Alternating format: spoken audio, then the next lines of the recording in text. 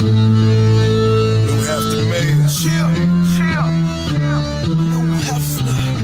for the record, this is my song, y'all. You know, I used to be a rapper. What up, DMV?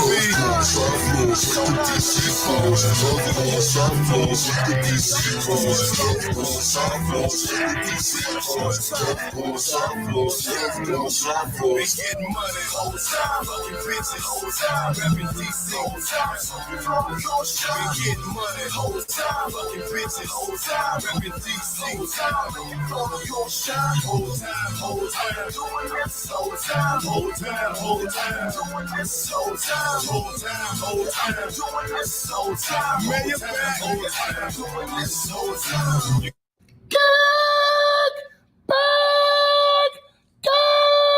Like a Tribe Called Quest. You say the whole thing. Welcome to a pod named Kickback. Also, oh shit, wait a minute. Y'all ain't here to do a pod, let me think. Welcome to a pod named Kickback. It's like a Tribe Called Quest. What happened? You say the whole thing. Right. Welcome to a pod named Kickback. It's like a Tribe Called Quest. You say the whole thing. Also known as the Black CNN, and the revolution will be televised. I'm No Breaks New, the righteous ratchet. If you throw it out, man. Oh, throw it and catch it. I'm No Breaks New, the righteous ratchet. If you throw it, I'll catch it. If you got it, I'll match it. Every Monday, we right back at it. I am the Black Savage, the Magneto of my people.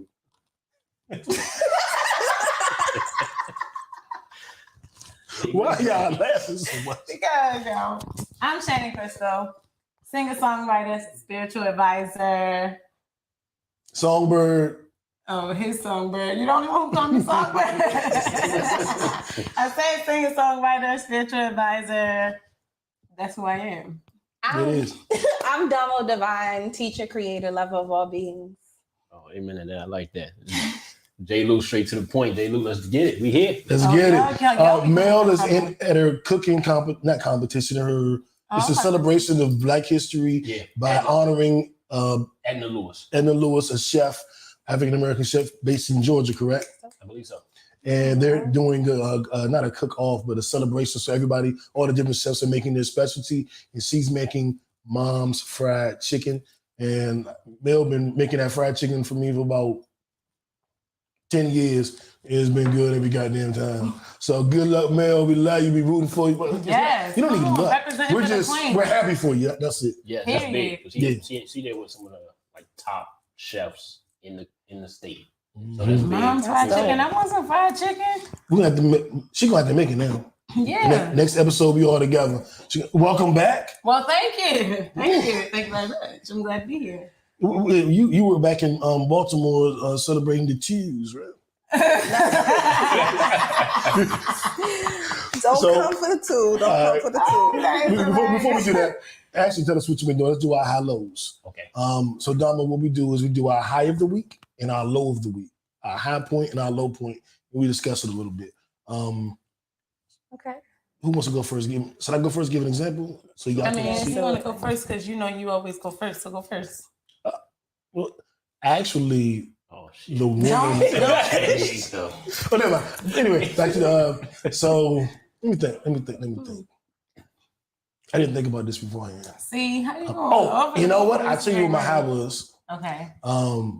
My godbrother / cousin called me today. He was with Aunt Joyce. My aunt is in an old, I don't say old folks home, but a facility. And assistant living? Yeah. Okay. And she just was happy and perky and alive and vibrant. Last time we called me, she was kind of like, hey, baby, I'm not feeling good. And I was like, oh, Aunt Joyce. So then she was like, hey. I was like, you got your voice back? You sound all excited? Welcome back. Damn. Hey, Aunt Joyce. Shout out to Aunt Joyce. Love you. So that was my high of the week. She's Aunt Joyce, but she's my adopted. She adopted She's me. Aunt Joyce. Yeah, so she's my mother. You know what I'm saying, basically. And shout out to my birth mother, Stephanie Ann Dawson. Love you, rest in peace, miss you. But that was my high. My low. Drink. It's okay not to have a low. I ain't get no pussy this week. I was horny. That's a low. It's a horny ass week.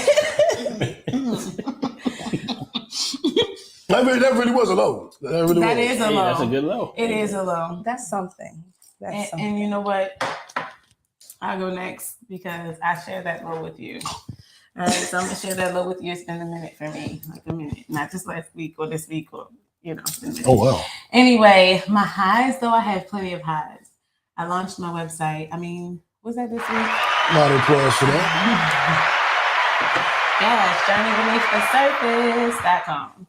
Oh, you gotta spell it so people know how to find it. Journey beneath the surface. That's some Baltimore. That's some BPS shit. Hold Baltimore on, Public wait a School minute. System I'm shit. just gonna explain. Nothing is spelled opposite of what it is correctly spelled. So if you know how to spell, then you know how to spell There you journey. go. You know how to spell beneath. You know how to spell the. You know how to spell surface. There we go. You gotta tell people these days. Though. Sometimes you gotta sound it out. The is spelled Tahi. T-E. Okay. I definitely got back to the music this week, baby. When I say I got back to the music, it's on. Round of applause for that. I like that new little ditty you had. Oh, you like that? I did. I did. Wow. It was giving Another one. sultry Summer Walker, like Anita Baker and Summer Walker. Oh, had a baby. come on, Auntie Anita. Yes. It was the Anita drop. Period. That That was different. that put like a couple layers on the cake. You know what I'm saying? A couple of layers. So yeah, my low, I'll share my low with you. I ain't been getting on y'all. I don't got no hoes. You know what? Shout out to our sponsors, mysexroom.net, for all your sex toys and lingerie. So maybe you should visit mysexroom.net. Don't give You me get a 10% off if you use the code Kickbackers. And I also want to shout out Mo's Marvelous Cleaning, who I haven't had her come in a minute. That's why the apartment doesn't look as good as it normally does. But Mo's Marvelous Cleaning, if you need to have your apartments or homes or offices clean, holler at Mo's Marvelous Cleaning. And your high low. Okay, so my high, I That's it. wrote a Oh.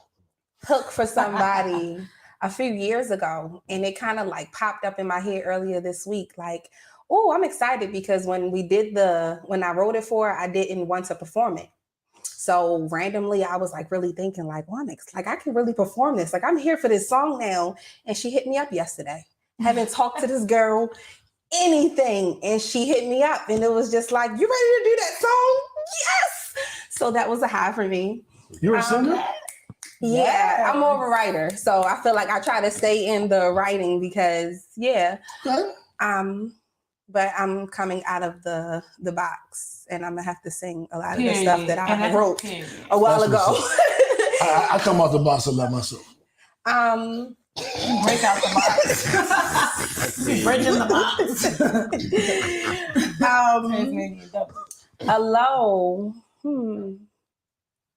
A low this week. Dang. Life been low. That's crazy. Not to say that a low for me this week, I think was kind of, I can't hear it, so that's not even fair. It was scary music. Yeah. Like, what is she about to say? No. A low for me this week. I had like a writer's block. I had this writer's block, and it wasn't necessarily with music. I write other things, and working on this nonprofit, I couldn't get like the words together. So I think that was a low for me. Okay. Did you eventually get to it? I got to it, but I feel like I was stuck. So I was kind of like in the vision and the mission for like a long time, and that's a lot. Well, can I give you some advice? If this is allowed, connect with me on that. Because a lot of times when I have writer's block, all I got to do is share a note. And you start putting words there, and I'd be like, yes, everything that I needed. And it just started flowing. So connect. What you think I'm here for? Okay. Yeah. All right. We just can go with that. Collaboration happening. I like it, man. Okay, no, but this is like my writing partner, okay? Period. She brings the life to my words. And I feel the same way about her. Like, I can literally, like, she's involved in my whole like project. Like, wait till you hear this. Like, what? I'm trying to figure out why over. I'm not involved in. Well, did Oh, we not so just you really- said did we not were going start to this? toxic positive. No, how low? This was. Well, we got to talk about this off air because it's not gonna be a conversation in front of everybody. You know what I'm saying? He don't even know what's coming. So we're gonna move on. But like I said, yes, this is our whole entire lives, okay? This is our entire lives. We just started working on this project literally this week. I told you that was my hobby. Okay. Oh, I'm a sip. I gotta roll my eyes really hard. You know how I say nothing, you like, Keep rolling real hard. because you wanna know, you want them to know you want to. My hello real simple. I think they both intertwine with one another. I had a good business month as far as closing out some good side policies, and kind of seeing the dream come true or come into fruition. Not there yet. The low is, when that happens, you gotta buckle down and reinvest a lot. So I reinvested a good bit back into the business. So that's the high low. When money come in, you gotta go back out just as quick if you want to keep up with it. So, Yeah. Facts. Well, yeah, Big facts. yeah, That's moving good though. That's nothing. That's business. I'll That's take that one. boss-ish. Yeah. For ya.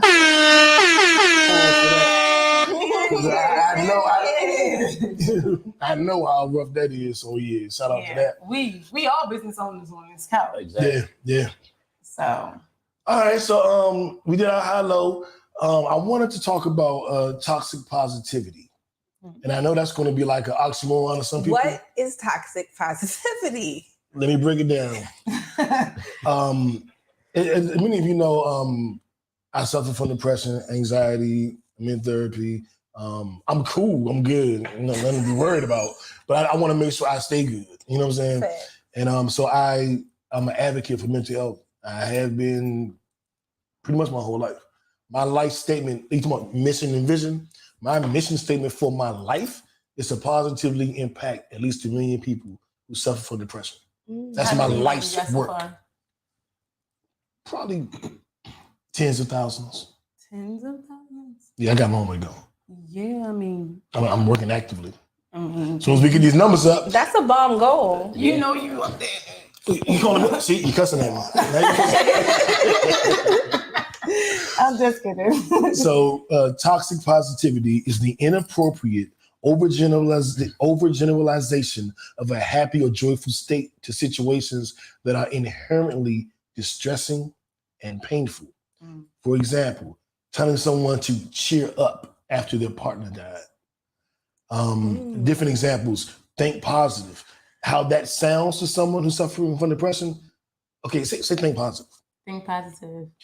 This is unrealistic, as when depression sets in, your thoughts become distorted, filtering out anything positive. It's like telling someone to just look at the colors when they can only see black and white. Somebody say, okay, just smile.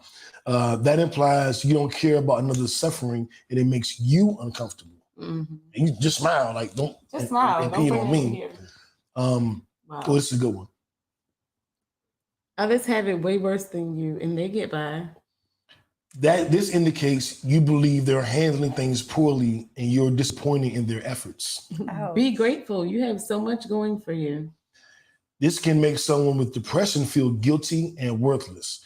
They're often logically aware that they have good things, but depression prevents them from truly feeling this and experiencing it. I don't want to do all of them. Let's do these last two. Be happy. This is too simplistic, and it indicates you don't believe depression is a real illness. Alternatively, it shows you've confused depression with sadness.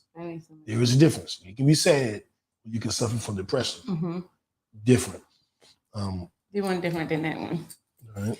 You're just in a rut. It happens to everyone from time to time.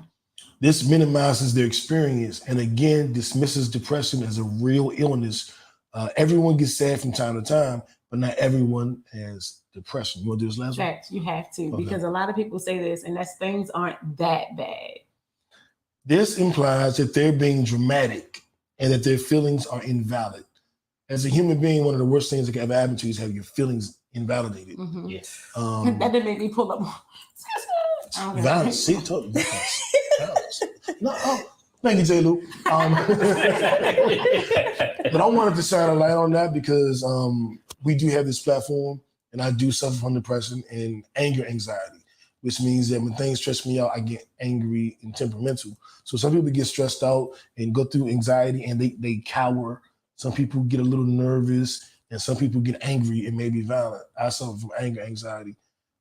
And he called me violent.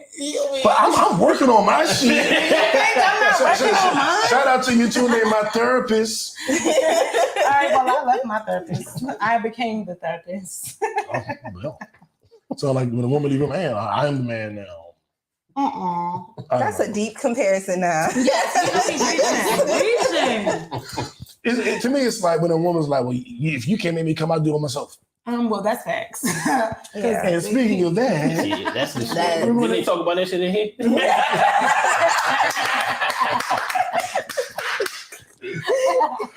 we gotta bring up Mel's favorite segment. Come on, this, or you can get with that. Come on, this, or you can get with that. You can get with this, or you can get with that. Come on, this, come on. Hey, you ain't do Mel Jones. She smack her ass. Come on, man. I would not. Keep the traditions alive now. I would not. I would have did it. Thanks for you now. Oh shit. So this or that. And we talked about this. We didn't. I tried to give you kickback as a chance to come up with this week's this or that. Y'all were saying shit like, "Do you like to be alive or dead?" What? What was that? It was like, should you fix the husband's plate or the kids' plate? We're not doing those old child ass topics. Here. I mean, they got some time pods like somewhere in life where you could just be dead in your pod but alive. I mean, yeah, but you don't remember none of that, so you don't know if you like to be dead or alive. I mean, you know the part y'all about dead, drunk, because I don't like to be dead. This is the part y'all missing. I said I didn't want to talk about that. You're right. Sometimes things happen that you don't want to happen. So about the this or that we are going to talk about. Okay. Foreplay. And Domo Devine came up with this. I feel like you could have left that part out. I was trying to give you a credit. Oh, I'm standing on it. Okay. Topic. So the topic was foreplay or no. I feel like that's very broad because in life, that's going to change. Excuse me. Damn, the mic picked that up, didn't it? Cool. It's cool. A little bit. It's good. It's foreplay for the topic. So I don't want to say like in life, do you want to have foreplay or not? Let's just say on a horny night, you want to say it that way? On a particular... on a horny night, you don't need it. And I feel like that goes to my point. Okay, now this is why I disagree with... I'm so happy I did that and you did that. You got it. You got it. So, I don't view foreplay as a way to warm a woman up. I view foreplay as the first couple orgasms. Mm-hmm. You see what I'm saying? The first couple. Deep. That's deep. Come on. You're looking at foreplay as an extreme experience that's not really reality because that's not foreplay. That's a part of the sex. Huh? What's foreplay? Oral sex, maybe massaging. See, foreplay to me could be the text. The foreplay to me like get your fucking ass over here. Yeah, role play, showing up naked with a trench coat. Yeah, well, foreplay is sexting. Like, what you want to do tonight? Grab the book. Let's look up something. That's foreplay too. So when does foreplay stop and sex begin? Penetration. Mm-hmm. Oh, so if you don't penetrate, it's not sex. Well, that's not. No, that's not true. Well, from what I'm that can't be true. I was going to say that, but now that I'm thinking, in respect to my LGBTQIA community, women don't always penetrate each other. So I don't want to disrespect their experience as not being sex. Right. That's a different path. I didn't think you guys stay where we at. So we do. So in the space of man and woman, penetration, if you don't penetrate, you don't have sex? I believe that if the dick don't go in the pussy, there was no sex. Yeah, it's that on your record. You can have it expunged. Give me some. That's toxic. Because that's what I'm talking about. I was hoping that a lot of women have said that to me too. Just that is give me some. That's toxic positivity. See, that's why keys off. That's why you be the problem. It's not me. It did you. They bothering your ears? Huh? They just too short. I keep on coming back, and then they keep on yanking me forward. Oh man, you want to listen to the sound effects? I'll play something. Just for me before I get the headphones. Yeah, why do you want to do that?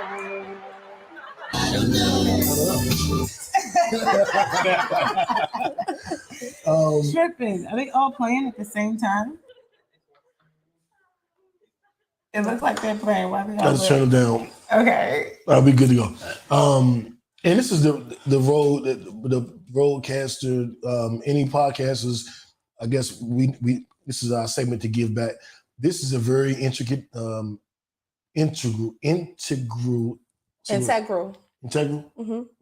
Integral. You know, Same difference. Integral. This is that. Go with it. This is that. Potato. Yeah, it's an integral part of any podcast, and it's very simple. It gives you all your sound effects. You have to load your own up. It does come with some pre-programmed, but we are not using no pre-programmed shit. No. I manually install these, and every time we come up with an idea, we're like, oh, we should do that. Boom, add that. Boom, add that. And it gives you your levels for your mics, for your audio input to your laptop. This is a must, I believe, for podcasts, and not just like podcasts on our level. Gillian Wallow used this for $1 Million Worth of Game, and then a lot of others do too. Just helping out. Can I just say that I want to hire you for a commercial from my... That was your start of commercial from Road. We thank you for all And man, marketing is my passion, man. Marketing is my passion. I definitely enjoy it. What the hell was we talking about? Foreplay or no foreplay. See, you went No, where does sex begin? Between a man and a woman at penetration, we're having sex. To me. So if y'all both receive head at that time, y'all didn't have sex, so just received oral, and oral was not sex. No, it's oral sex. I just want to make oral is a form of sex, but it's not. Okay, let's use these terms. Oral sex and pre-coitus and coitus. Let's use those words. Pre-coitus is anything without penetration. Coitus is actual penetration. Post-coitus is... I'm never calling you again if it was horrible. that or cuddling or whatever, your post activities are. Sleeping, cuddling, talking. That's post-coitus. So now I feel like go ahead. I was just going to ask a question, like if it was horrible coitus, can we erase that too? Can you erase it? Nah, that's on your record.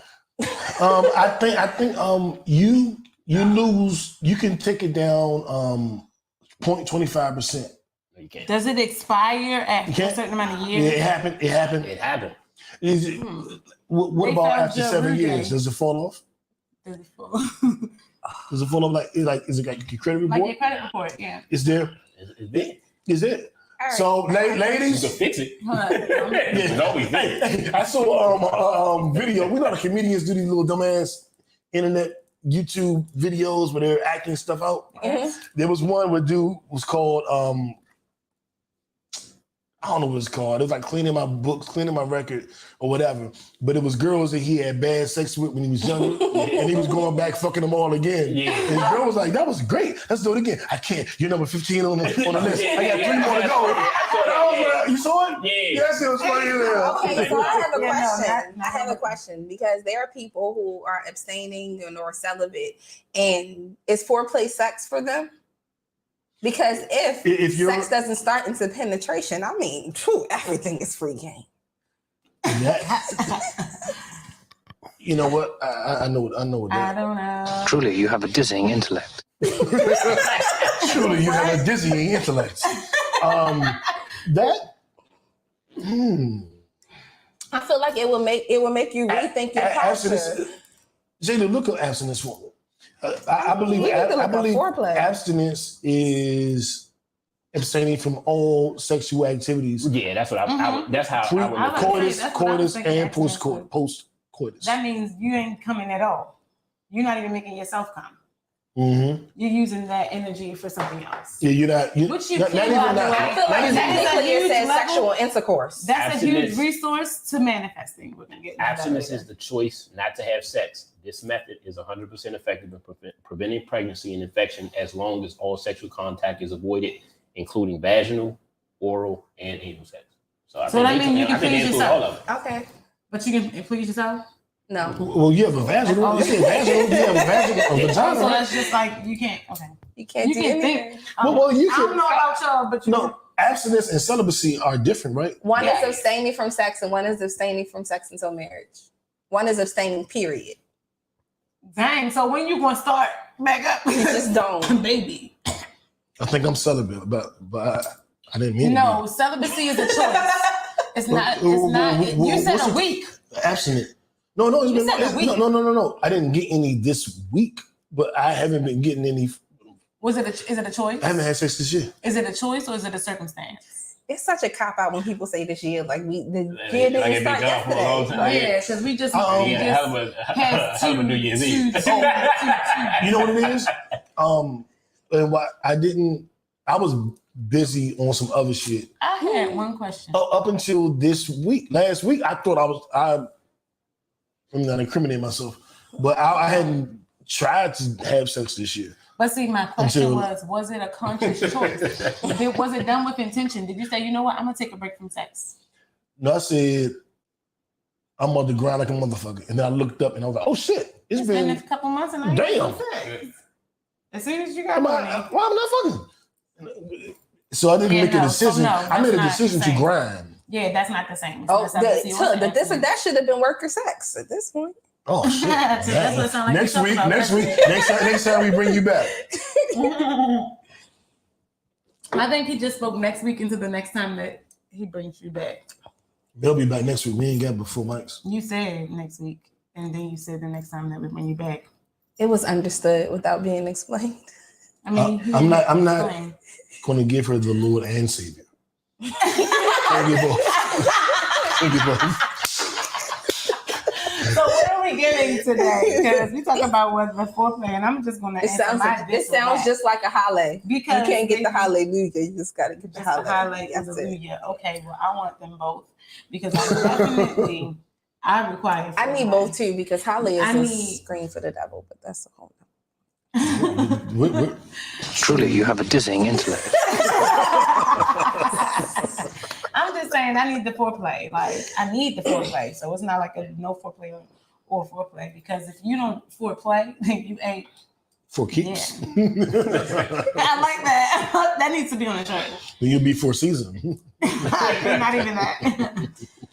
You'll be forgotten. I was about to say too much foreplay gets you forgotten because it was time. Too much You said too foreplay gets you forgotten. Yes. Too much. Damn. Then that has to be a bad. So thing. you know what? like I know what it is. It's time. If it's too much foreplay, something ain't working for them. Something ain't working for me. No, I'm saying something ain't working for them. Yeah, absolutely. It's not working on their. Yeah, something else ain't working for him. It's not. If all he doing is foreplay. well, if all you doing is foreplay, I don't think I've been in that situation. Yeah, that's the only way. yeah. If a dude's like, hey, that's all I want to do, just know he having some issues. No, and That's I the feel only way.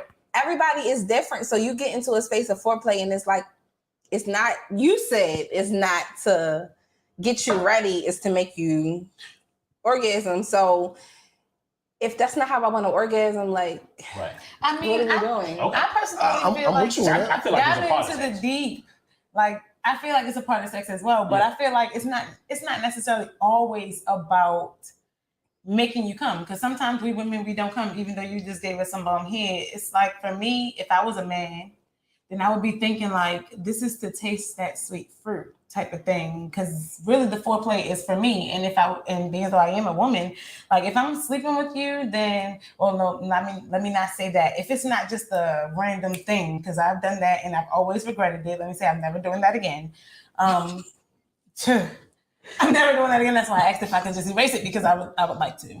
But like, if I'm sleeping with you and we like that, baby, I would like to put my mouth on that thing. And yeah, it's just a must for me. Like, it's not about making you come. It's not about Round of applause for that. How I like my sexual experience.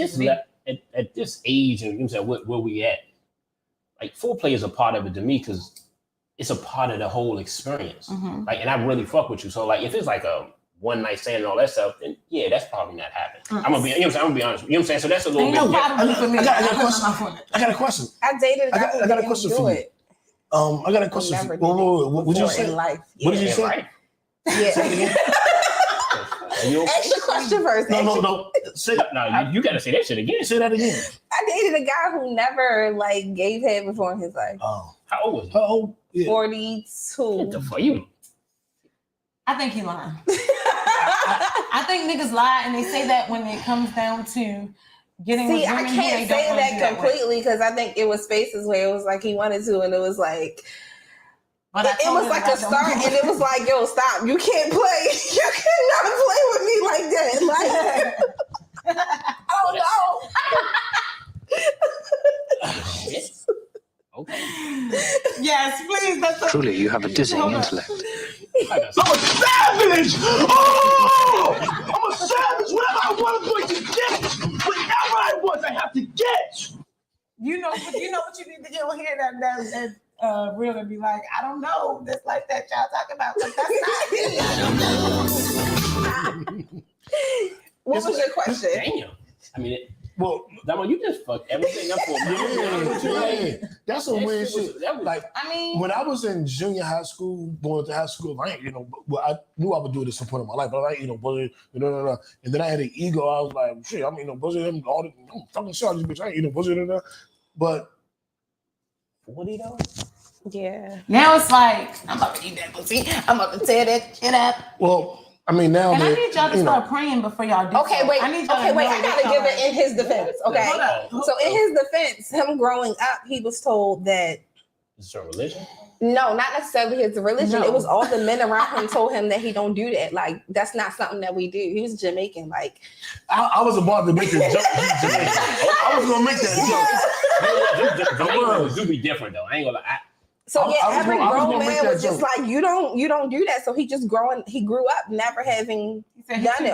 Now I believe it. Was any of them? I wonder if any of them. Now you ever, believe like, it? married. I believe I doubt any of them was ever married or in a long-term relationship. DJ Khaled said he don't eat his wife.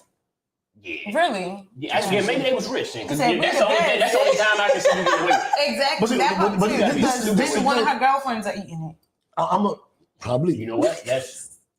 But this, I'm made it like this. Eating pussy is only half for the woman. Just like sucking dick is only half for the man. Right. I get a inherent pleasure from doing it, so I don't feel like I ain't eat no pussy because I'm. Yeah, like, I that shit get you amped though. Yeah, like especially like what happens as you're doing so is the way that the body reacts. It's everything. Yeah. It's literally everything. But it's like I need y'all to really know what else y'all are doing because we hold everything in our wombs. And when y'all go down there, it's like make sure that your teeth are brushed. Like it's sensitive for a reason. I'm serious. Don't go straight after smoking. Like make sure that you cleanse your energy because we hold everything there. And that's before y'all penetrate as well. Like be mindful about what you're doing. Be intentional about why you're hooking up with this specific person. Like that's everything. We hold stuff, but y'all hold stuff too. Y'all release stuff in us even when y'all don't bust. Y'all can pull out and we still took what you gave us. Okay? And we thank you for the commercial foreplay from being successful.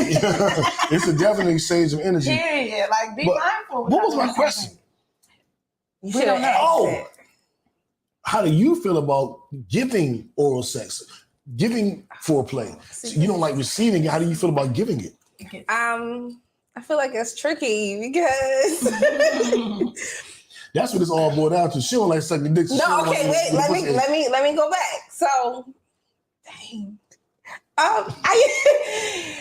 It's not something that has been done often, but I enjoy it. I think it's spaces of I ain't doing it unless you're doing it, and I feel like I'm still childish about that. But I enjoy it, and I'm good at it. So everybody can do it. We friends because I'm not doing it if you ain't doing it either. And that's why I'm like, you gonna either start this party or No, like my mouth, like I look at my mouth, I speak pearls out of my throat. I cannot.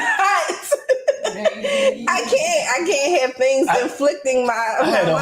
whole pearl necklace joke and pearls in the throat. I'm not gonna say it though. I'm not gonna say it, but I had a I'm whole. interested in that joke, so after this, let me hear. Yeah. So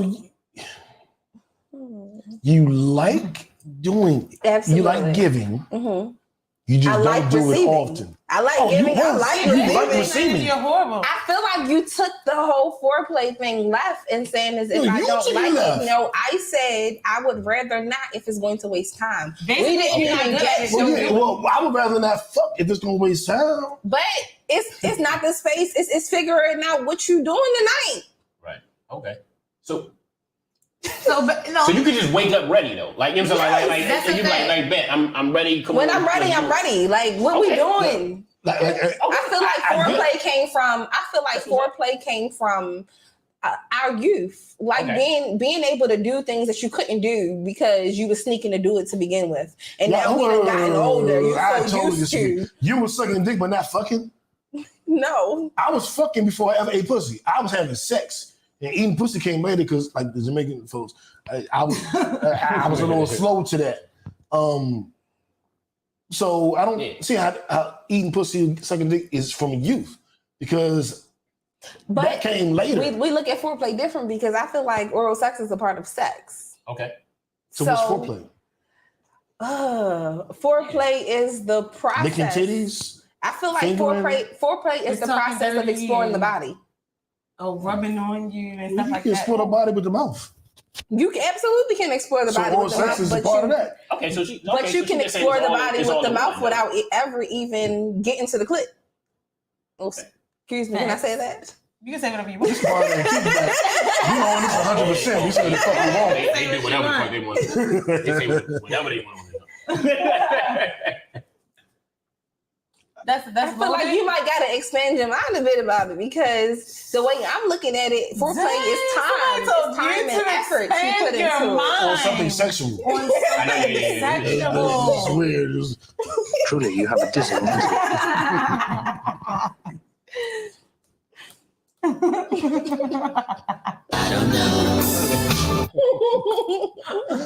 So, well, I think what you're saying is the disdain you shown for foreplay is based off of bad foreplay experiences. No, she didn't say a disdain. Thank you. She said disdain. She said she's counting oral sex and sex As sex. as one. So oral Period. sex is not a So part she just of don't what want a you're saying. titty suck. I mean, I don't mind it if you don't stay there the whole time. Like you sucking my titties, it's not gonna make me come. What are you doing? Well, some women do come from that. I mean, Yes, but yes, they they might. do. But Yes, they Some do. just like to get straight to it. Like, look, this ain't no bullshit. Look. I feel like because I'm such a spiritual person, that space is. I feel like I shouldn't even be doing this anyway. So if we gonna do it, let's just do it and like get it over with. So Like, when I went- That's I would say this. That's the worst every nigga want to hear. Shorty say straight sex. Shorty say straight sex, no cuddle. Straight sex, no cuddle. I gotta go and pray after this. It's some hard shit.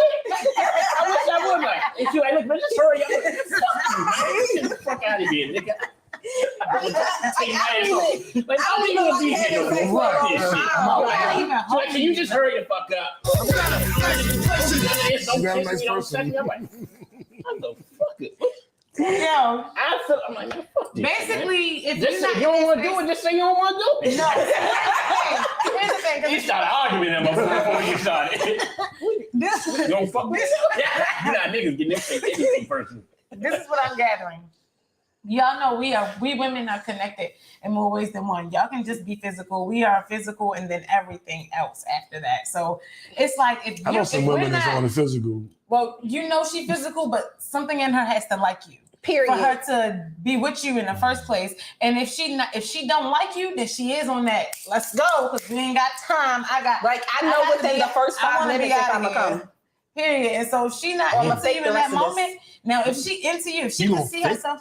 It depends because you still get a pleasure out of the moment, but it's like, Hey, Jayla, do you see a pen over there, like the pen you you put on your shirt, a circle pen, like with some words on it? Do you see that? What does that pen say? I want does you. that pen say? This is a part of our mission statement. Did you see it? I did not yet. I'm gonna show y'all. Stop making This orgasms. has to stop. Stop faking I did orgasms. not say I was going to fake the orgasm. I said I was going to stay and enjoy the sex. How did you say fake? You said stay. Oh, did I say fake? I might have said fake. I'm gonna fake it. I'm gonna fake it. Okay, so faking it is the space of no. Look, it's not the orgasm. It's not the orgasm. It's not the orgasm. It's faking the enjoyment. It's faking whatever is going to. Hold on, wait, no. It's faking the hope to get to a finish line. Like I'm not faking the finish line because I mean after this I can make myself come, but in the space of this process, if I'm enjoying the penetration and it feels good, this might be a good like pocket for the memory bank. Whoa. You really fucking his head. Yes, I love it though. I love it. Truly, you have a discipline. I don't understand any of this. You what? I'm so lost.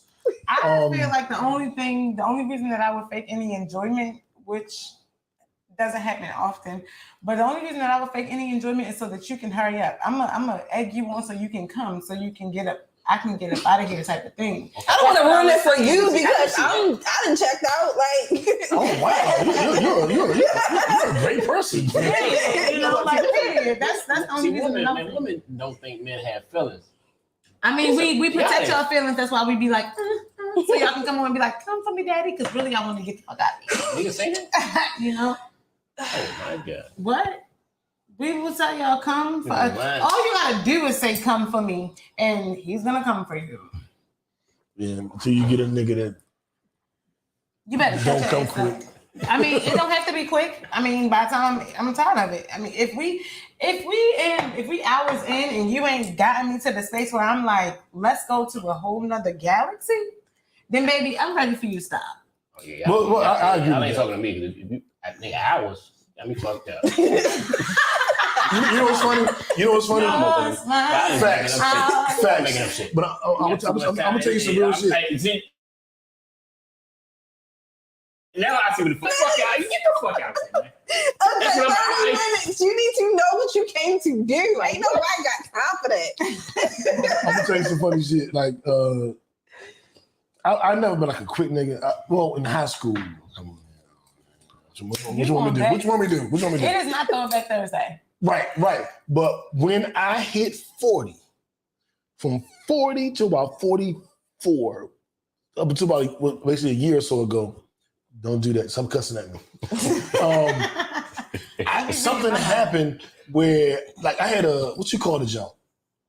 Puberty. You hit another level of puberty. Cut our mic off.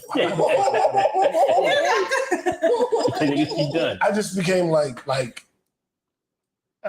you know, they say women hit a sexual prime in their late 30s or whatever.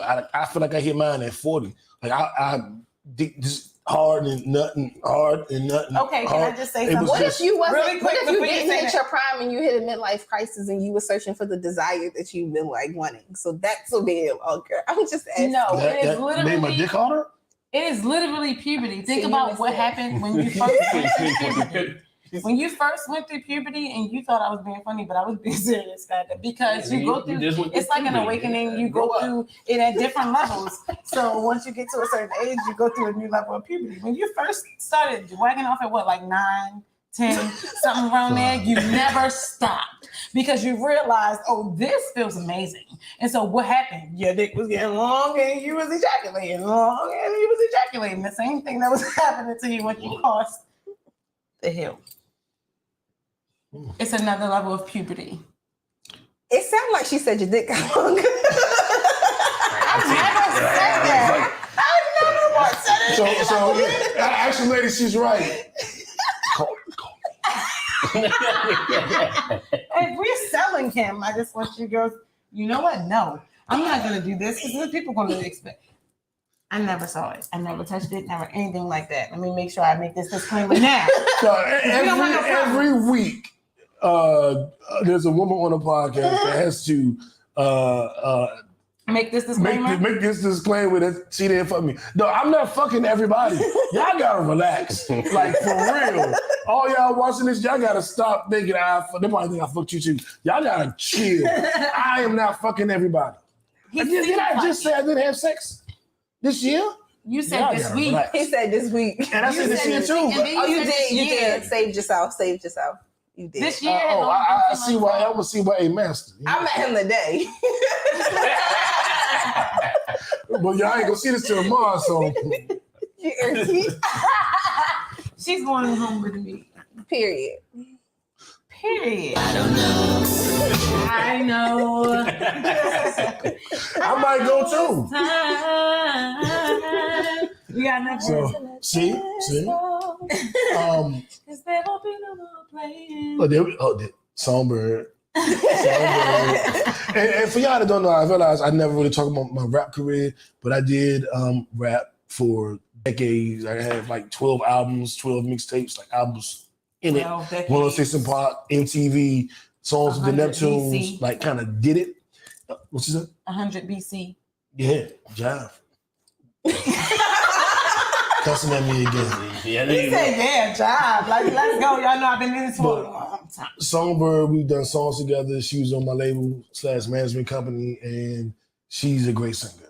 And can't wait to hear the full project, which I will be involved in because I say so. But having said that, what else we got? Oh man, I don't even want to do this. We're having such a good time. I hate to go here. Well, then let's go there. Just went viral. Boom. My left stroke just went viral. Our viral story of the week is actually. Now you gotta go there.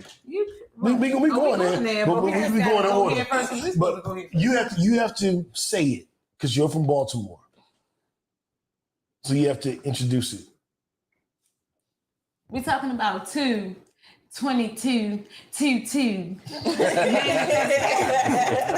Manifesting to the Tuesday. Okay. Exactly. And I always love the Baltimore accent because, of course, my name New, and the girls like I'm like. But speaking of manifesting, without speaking of it, but a lot of people looked at the February 22nd, 2022. That's a lot of twos. February is a 2, 22nd is 2 twos, 2022 is 3 twos, and then it's a Tuesday. Period. That's a lot of twos. It's a lot. And I think it was amazing that it was Tuesday.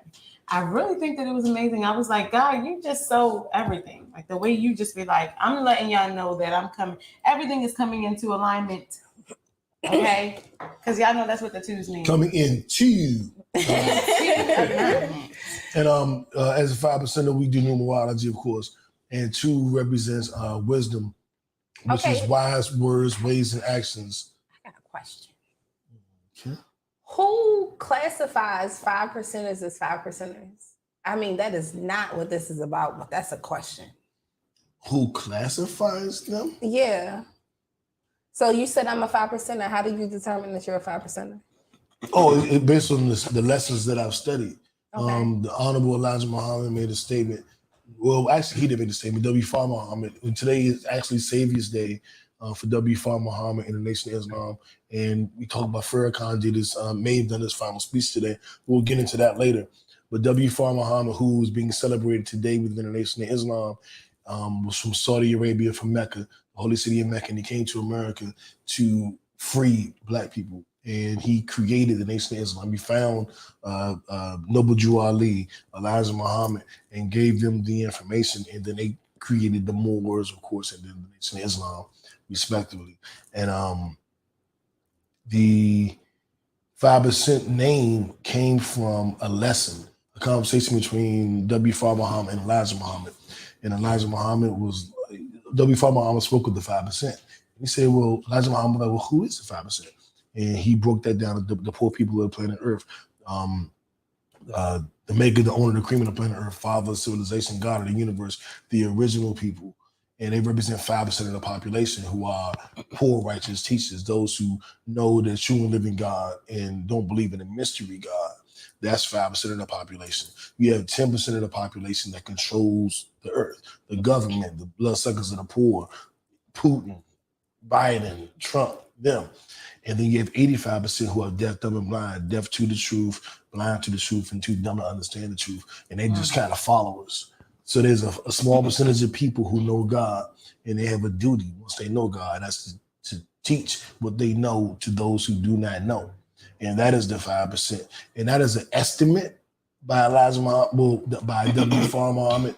I'm sure in 2022, it's not still 5%. I would like to think it's more like 15%, but I don't fucking know. It could be 4% by now. So you said, therefore, you are like it's basically manifestation. I know what the 5% is. I just wanted to allow you to tie that in. Because it is part of manifestation. But Both. I appreciate it. That's what we call an alley-oop. I appreciate it. Because what I say in my tagline, if you throw it, I catch it. If you catch it, I match it. You know what I'm saying? So I appreciate that. But that was going to be what I was talking about too. The fact that these days in 2022, it's so many more people who are awakened to so many truths that we were asleep to years ago. And way when manifesting first became a thing, they look at a lot of people who are more aware in that space as crazy. And then be like, oh, it really did come true. You know what I'm saying? Like manifesting requires a few things. It requires a vision, it requires a plan, and it requires patience. It requires faith. That is the main ingredient. And faith without work is what? Dead. So I want to add intentionality and consistency to that. Because period, if you're not intentional about anything, nothing will be intentional. And you shouldn't, and you can't really make a vision plain if you don't have intention behind it. You get a vision, God doesn't give you a vision without intention.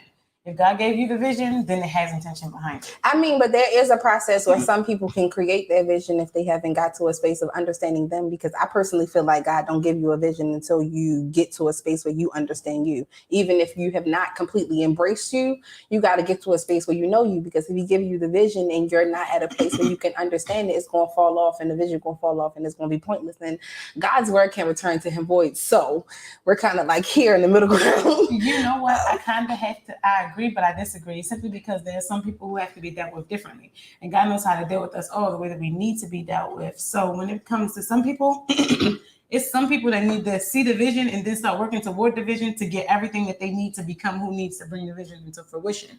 Okay. And then they don't even know that they about to put their hands on something. They get a vision for something, and they're like, "Oh, I'm about to go and do this thing." And then God be like, "Okay, I gave you the vision for that. Hold up, gave you the vision for that, but let me pivot you to start building that. Let me pivot you to become." To something else. I showed you the ending. Now I'm gonna take you all the way back to the beginning and make you become who is going to bring that ending to fruition. But I think a lot of people fall off on manifestation because they don't realize that you have to see it before you see it. Agreed. So even if you never see that end goal, agree, because everything happens in spiritual before it they just be hot riding. Yeah, I see, because nobody ever parks over there. You're right. I always say, speak what you seek till you see what you said. You know what I'm saying? So like I definitely feel what y'all saying about manifestation. I am, as a 5%er, I'm definitely big on manifestation, and I'm into astrology as well. So I get it.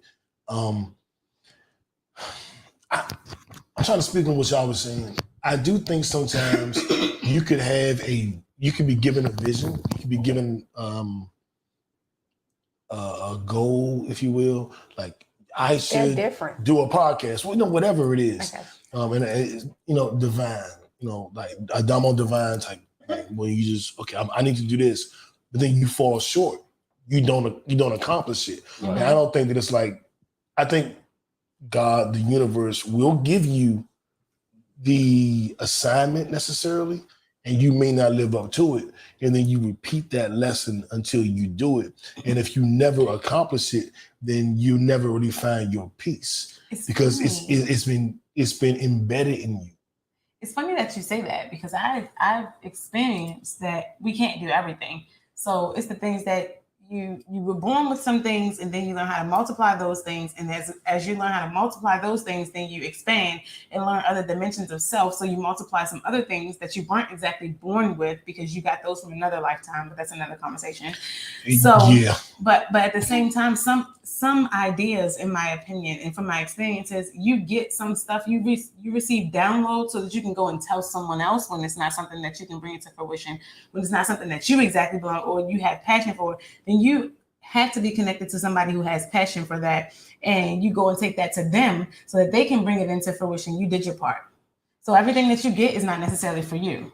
that reminds me of a That's for you to Tupac quote. decide. And y'all know I love Tupac. He's big brother. Met him, talked to him, and as a kid worshipped him, just to keep it 100, because he was everything I wanted to be. You probably the reason he died. Damn. Damn. I can't. That was deep. I'm not a nice person. You're not a nice person. I'm just saying, you said you but- worship them. That's probably why he. I mean, real talk. As a little kid, as much as you could worship your idol, person you look up to, I didn't worship him like he was God. Yeah. I idolized him. But he said, and I always thought he was talking about me. And of course I did, but probably wasn't. But he said, I might not change the world, but I guarantee you, I will spark the mind that changes the world. Exactly. And I always looked at when he was, of course, as a kid, I was like, he's talking about me. He means me. I'm gonna be the one. I'm gonna be the one. Come on. Like when Jay-Z said, there's a nigga right now somewhere eating some cereal, and he's way better than me, and he gonna come out. If you're looking on top of the refrigerator, I got a box of Cinnamon Toast Crunch cereal. I've been eating that dry. I don't eat it with milk and a spoon. I eat it dry out the box like cookies or potato chips. And when he said that, I was like, I'm about to be the best rapper that ever lived. He's clearly talking about me. I want to detour a little bit, and I'm not gonna hold it because I know we got a lot of topics to get to. I want to detour just a little bit. Watching the Kanye West documentary has done a couple things to me. It's made me miss my mother who passed away, and it's made me very emotional about my aunt, my guardian, my godmother who raised me, being in a old folks facility. And watching him and his, I don't know what to call it. Retirement home. Assisted living. And it's made me, I've cried. Like, it's made me emotional because seeing him and his mother and how they interact, it reminds me of me and my mother, and then me and my aunt who legally adopted me. So my mother, my second mother. And another way it impacted me was I didn't make it like as a gold platinum rapper. Like, I rapped for almost 20 years.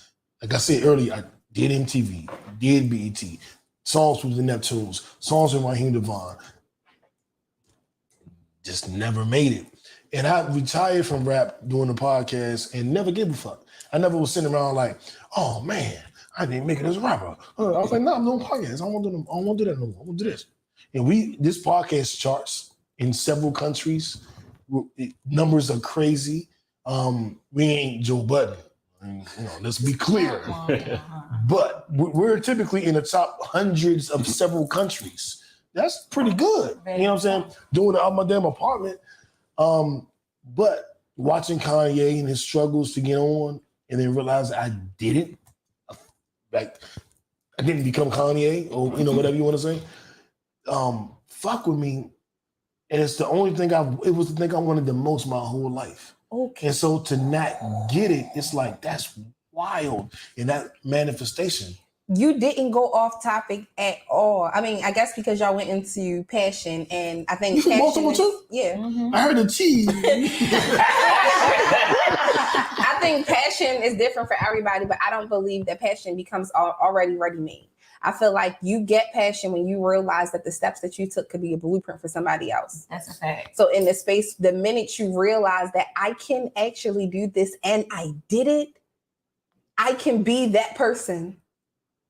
And I can be that person by showing somebody how it was that I did what it is that I did. Even if I didn't make it, there are spaces of situations or encounters of environments that I was able to see that taught me something that you may not have to go through, because everybody don't have to learn by their own mistakes. You can read somebody else's story and not have to have their pain. Exactly. That's the what it best means. way to I do went it. through this so that you wouldn't have to. Exactly. That's what that means. So yeah, while you didn't become the Jay-Z, it is for you to connect with these. Like, look at the mentality of a lot of these younger generational men, like these boys, these little boys. They got this entitled mentality. They're not making music that's gonna last for the next 5 years, let alone 10.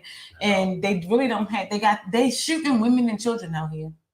You may not There have are need no to be Jay-Z, OGs but left. Diddy. You understand what I'm saying? So exactly, you supposed to connect with the person who's supposed to connect with the other people. You understand what I'm saying? You're supposed to plant a seed. That's why you even became a rapper in the first place. It was for the rapper who will become the next Jay-Z. So you could spark that in him, and maybe turn out being a mentor. And you know, when you're working on something, you get the satisfaction out of seeing what you're working on or what you've planted something in, any seed that you planted in. You get the satisfaction out of seeing that grow and flourish and blossom. Because she said this, and I saw a high. That was a high. I'm kind of going back. What she just said was a high for me today, because I've been in this situation where I had to work rather in the spiritual aspect, and I couldn't see anything. I couldn't see absolutely anything. And today, today I saw the manifestation of all the work I was putting in. All the work I was putting in spiritually that I didn't think had any kind of influence on the situation that I was in. And to actually see it on the flip side of everything, looking at like, yo, you had a part in that. Like, that's so good. You already feeling it a little bit. Like, yeah. That's how I felt when she played her song today. Yeah, exactly. I was in the closet looking for the clip thing, and I was like, yeah. I had a part of that. I had a part of That that. jump go too. Thank you. Absolutely. Yeah. Okay, I like that. I know we got a JD. Do you see what time we on? How long we been going? About an hour. Okay, let's. We either got to shorten the topics or just make the show longer. You know what it is we never get. You move with the spirit, so don't time yourself at all. You just said you're on all of this, so sometimes it might be over 2 hours, sometimes it might just be an hour. You just go however the day is going to go. And you can pick up from the topics where you didn't left off next show, so that nothing is actually missed. So Right, a couple of these was from last show. We just didn't never get to them. So we can't hold up. Did we talk about Ukraine? no, We brought it up. talk Yeah, we didn't talk that's what about- I'm saying. We can't avoid this one for much longer. What the fuck story of the week? Russia invades Ukraine. They blew up the airport. They have the people in Ukraine fighting back against them, the citizens fighting against the Russian army. The citizens saying, we're going to fuck them niggas up. You got the guy from PG County that's playing sports over there. They can't get back home. That article touched me because that's from home. Yeah. You know what I'm saying? He can't get back home. He said he's terrified. Yeah. And he doesn't even know what to do. I think he tweeted or he texted a friend. And Russia has invaded the Ukraine. Russia's attempt is to take over the Ukraine, bring them into the Russian movement or the former Soviet Union, and take advantage of their resources. The U.S. has kicked most of the Russian banks out of the SWIFT, which the SWIFT is like the bank trust across the country. Across the planet. I don't know why I say country. So there's been a visceral response. The thinking is that if they cut Russia off from access to this banking merger, if that's the right word, that will slow down their attempts. That'll cripple their economy. But if they get gas prices are up. Mm-hmm. There's a nigga who be driving Lyft and Uber. I'm gonna tell you, gas prices up, nigga. Like it's up and it's stuck. I've heard different analogies. I'm not the expert here. This is normally something that Mel would geek out on or JB would, but I'll give you what I have, and then we can have a discussion. I heard that Ukraine was symbolic to ex-girlfriend, and Russia was the boyfriend. and they broke up, and Ukraine was all doing her thing, dating America in different countries, and Russia came back like, no, bitch, you mine, and started smacking her up. And that's pretty much what's going on.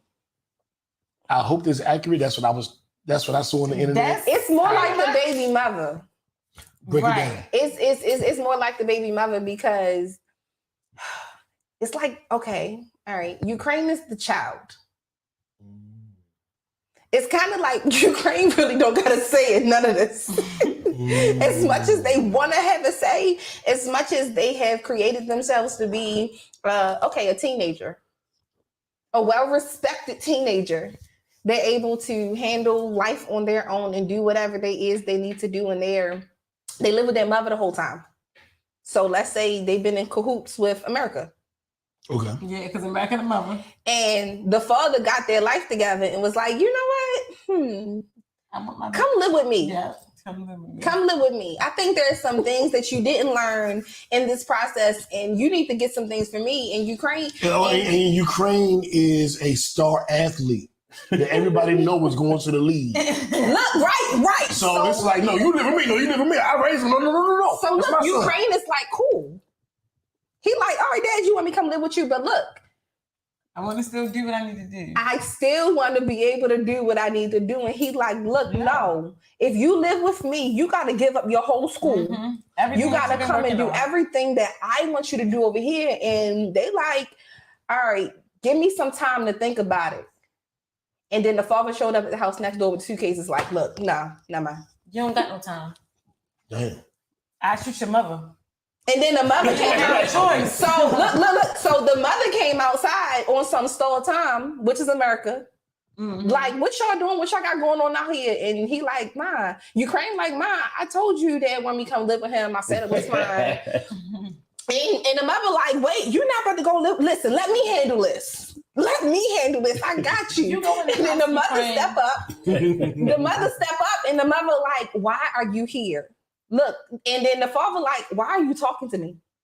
The mother like, I don't like you. I don't understand why you having this. Like, why you? I feel like you only did this to have this conversation with me. You've been on my health insurance all this time. I'm not gonna cut you off my health insurance. That's what the mama said. Exactly. And then all the mothers, sisters, and brothers, the other countries, UK and everybody, they're like, nah, you're not taking him no goddamn way. He been with his mother this whole time. You go. No, for real. They in the house looking like, oh, that's Ukraine father. He'll never bring nothing for us. Let's worry about something else. They're not even paying attention to you. Don't nobody care about Ukraine right now but America.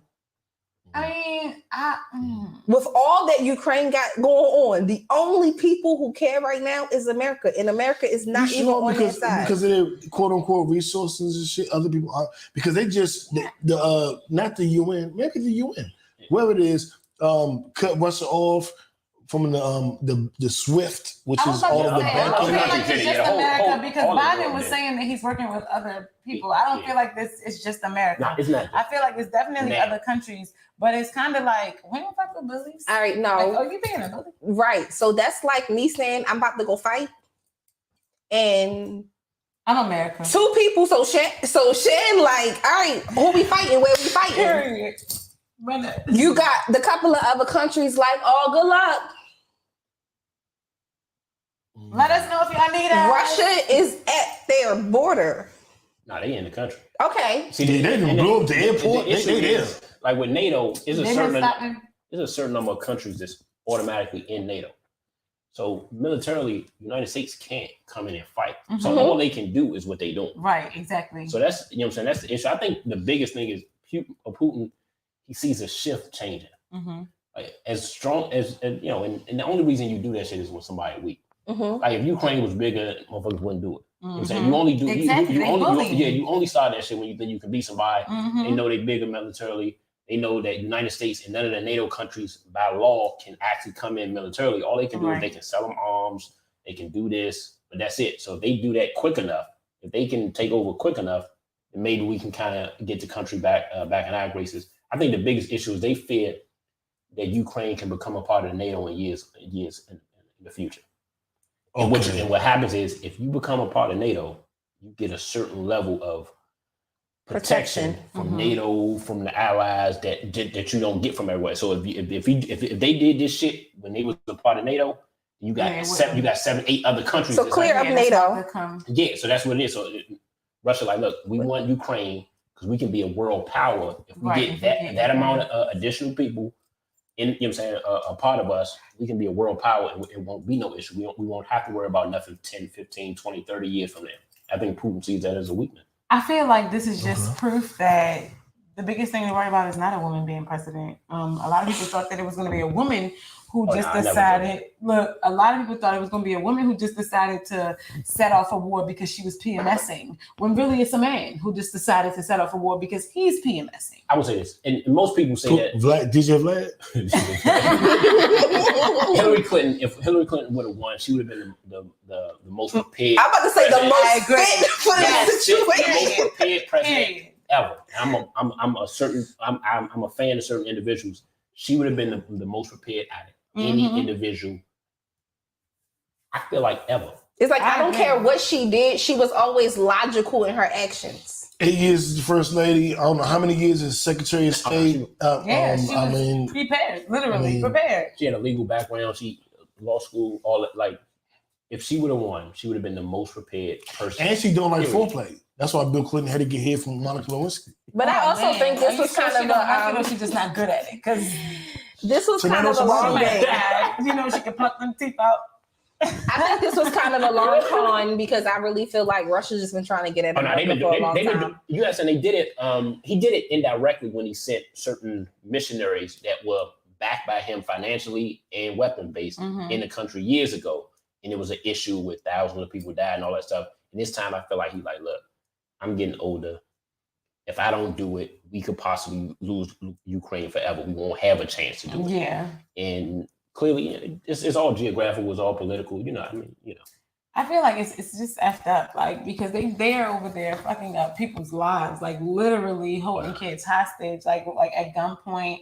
They keep people from getting on trains, like students being held at gunpoint. They're just over there acting wild. Like it's just crazy. One day, can you imagine? To one day wake up from your regular life to people being outside of your doors with holding you at gunpoint when you go to do something regular. When you get out of school, you go to your dorm room. Now they're holding you out at gunpoint. It's shit on fire. It's like what's really happening here? And I feel like the problem really is that not too many people are paying attention to the fact that we are in a spiritual warfare.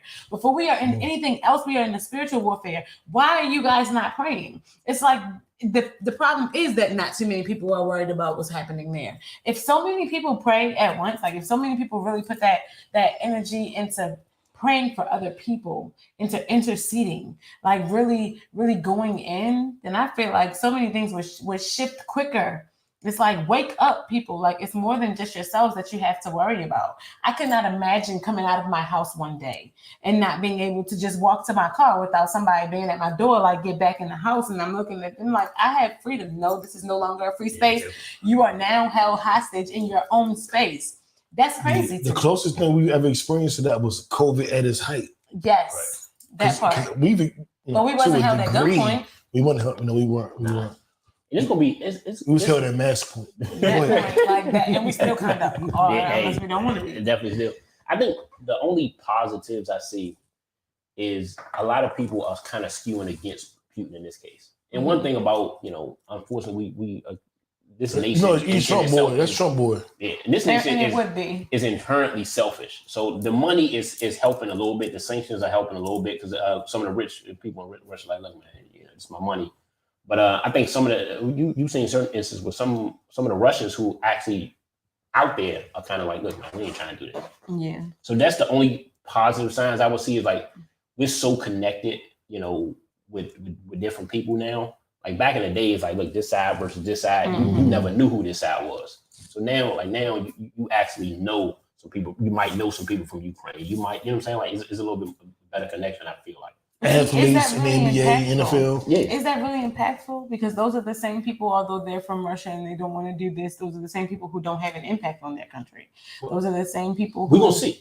I think time to see. This is relatively new. You guys said they had one of these a couple years ago with thousands of people died. So it just depends on how many people can it affect. Like, and if you really look at it, like back in the day, like when people talk about the wars and stuff, like why wars stopped for the most part, it's because it was personal. Mm-hmm. And back in the day, Exactly. back in the day, you had certain type of guns where I had to be this close to kill you. Mm-hmm.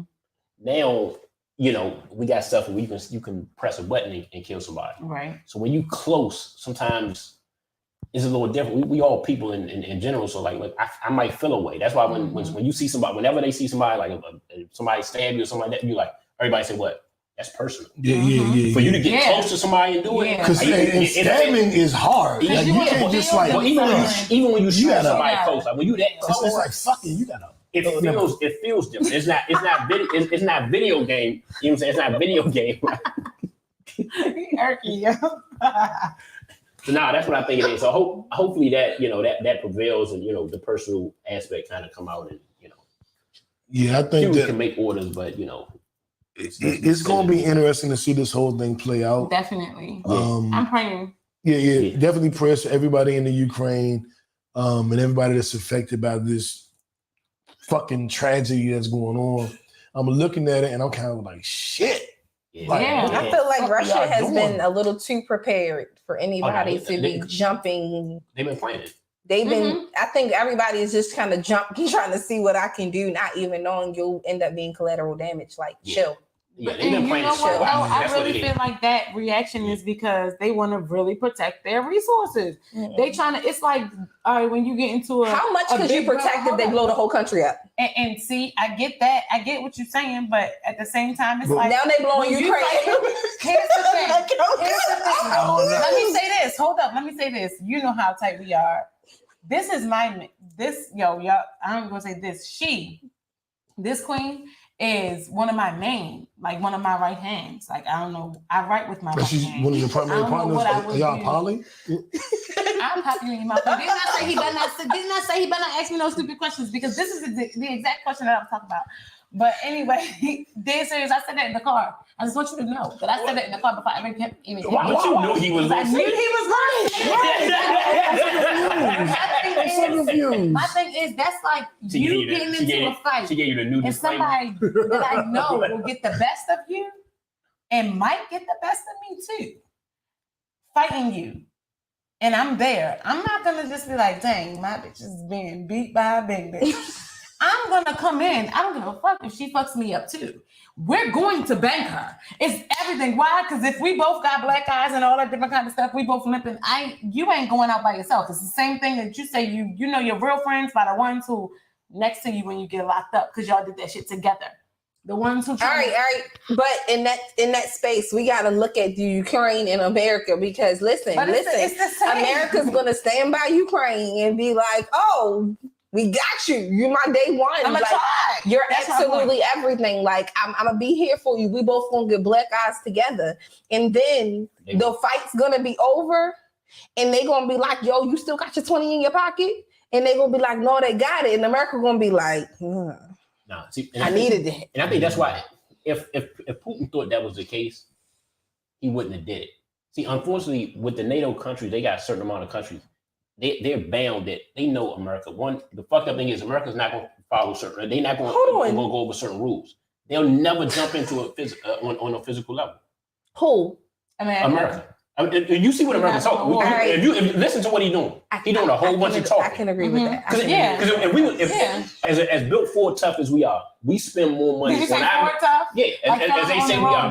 We spend more money on our military than anything. If as much as we talking, we would have been there.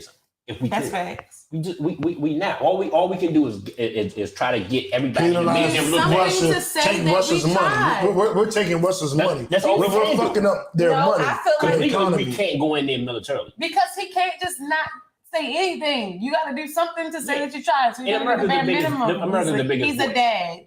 And Ukraine and I feel like America not just going to debo Ukraine because it's going to counter their whole process is going to be counterproductive. So I'm not saying they being cowards by not jumping in the fight. Right. I just think that if they get the word, they going to jump in and Putin going to get what he been asking for. I'm getting what he wanted because I feel like he wanted a fight with America and not Ukraine. Well, he he could well, have took Ukraine. He could have took Ukraine weeks ago in our sleep, and we would have never known. I think the thing with that is he had a relationship with Trump, and right?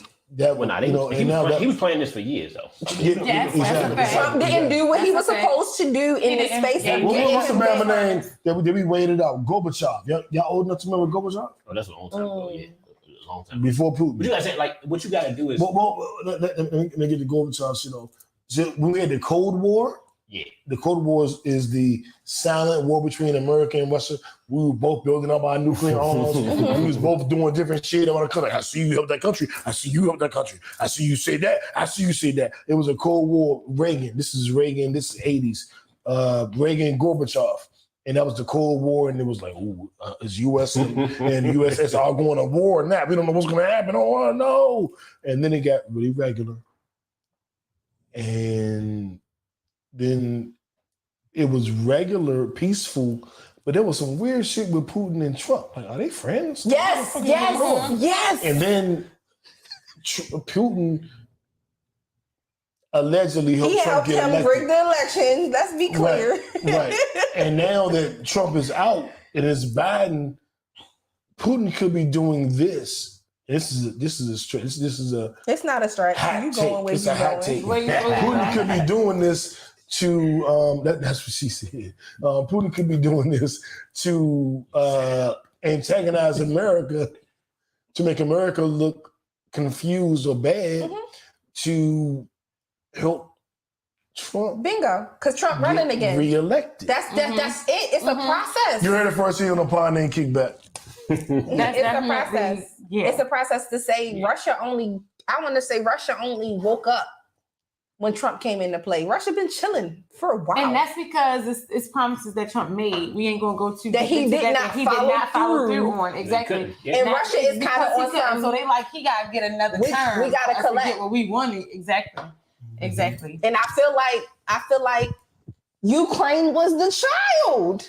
Yeah. On some, look, I'm sorry. And it's like the mother came outside on some, you said you was going to give me more time.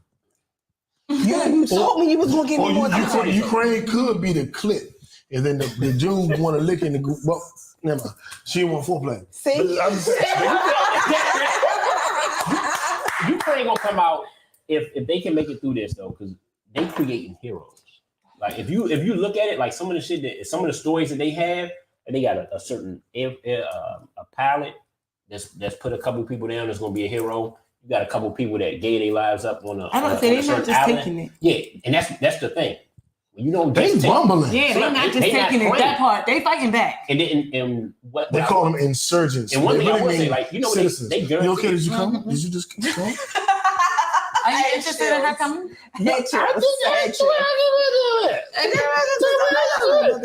Continue. Nah, but anybody 18 to 60, any males 18 to 60, they making them stay and fight. But they fighting anyway. They showing up. They fighting. They showing. Anyway. They like, look, this ain't gonna be easy. Period. Like, look, this like I'm out. And the president, because America, what they did, they offered the president to leave. Like, hey, look, we're gonna get you out. We know what they trying to do. They trying to capture you, do all that stuff. Look, we'll get you out. Mm-hmm. Like, look, we can't do some shooting, all that stuff, but we can do certain stuff to get you out.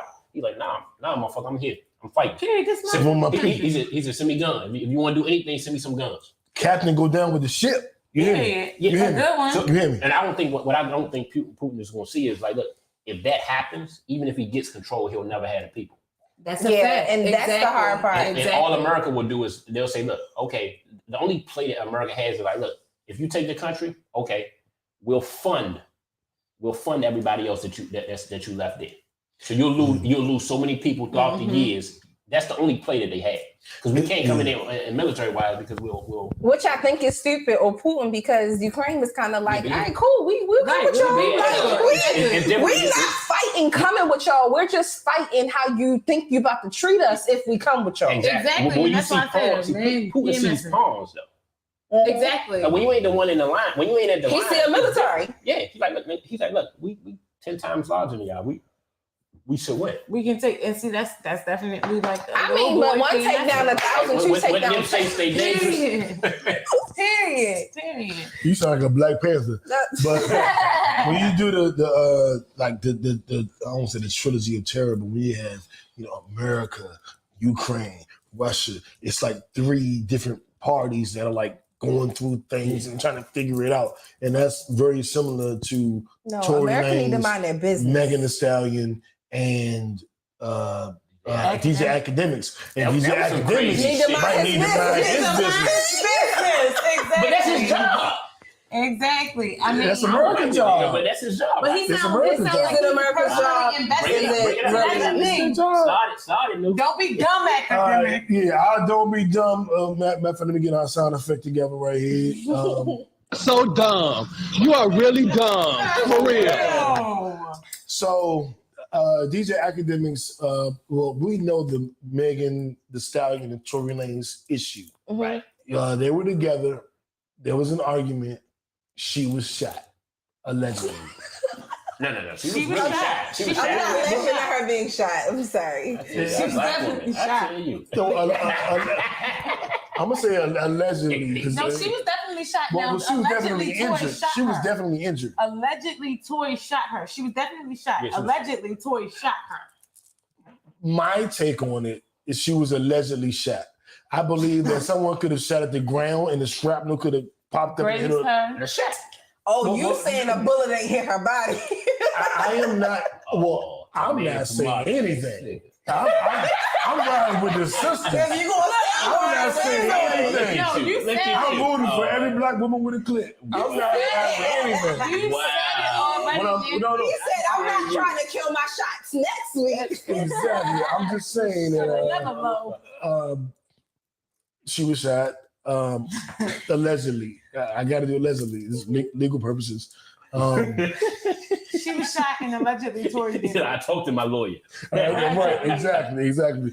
Theo Sotomayor. But anyway, that's neither here nor there. And DJ Academics is covering it at this point. We don't know what's going on. It does seem a little fishy. Right. Some of the court cases have been postponed. Things are looking like it may not have been Tory. We'll never know. We'll know when the court case actually gets underway. I don't know if we ever know. Or maybe not. We may never know. Exactly. We may come up with it, but we the same way we ain't going to never know what happened in the car with Rihanna and Chris Brown. Period. But we know she's not. No, he did because he definitely said he punched her. Chris Brown said that. Chris Brown owned it. But he didn't tell he said Rihanna stole him in the face and he beat her ass. She did something. Okay, that's not what I heard when I was listening to Chris Brown said. But see, here's the thing. He said she made her mad. He was talking about something and she made her mad and he said he punched her. He said he couldn't even fathom the fact that he just punched her in the face and there was nothing I could do after that. As a real man, I wouldn't tell what she did either. Yeah, because at that point, everything, it don't matter what you say. It don't matter what you say. Exactly, it's not gonna make you punch her in the face unless you were already abusive. Now, if you were already abusive, then anything can make you punch her in the face. But if you wasn't already abusive, you ain't gonna haul off and randomly punch her in the face because she made you mad. Because she didn't made you mad before. He's not gonna tell what she did. I'm not abusive, but I might haul off and punch. I got one fight left in me. Yeah, and you know how much it has taken to bring that bad boy out. That's fair. It still hasn't come out, and people have tried you on many levels. All right, cool. Point proven. Tory, Meg. But Tory and Domo Meg, like somebody. I don't know who it is. One of y'all gonna get fucked up. I've been waiting for this shit. I'm gonna pray for you first. Period. Yeah, and for the record, we are not making light of this actual situation. Oh no, yeah. We're making jokes on our own. The Tory Lanez, Megan Thee Stallion situation is not a joke, and we are not making a joke about that.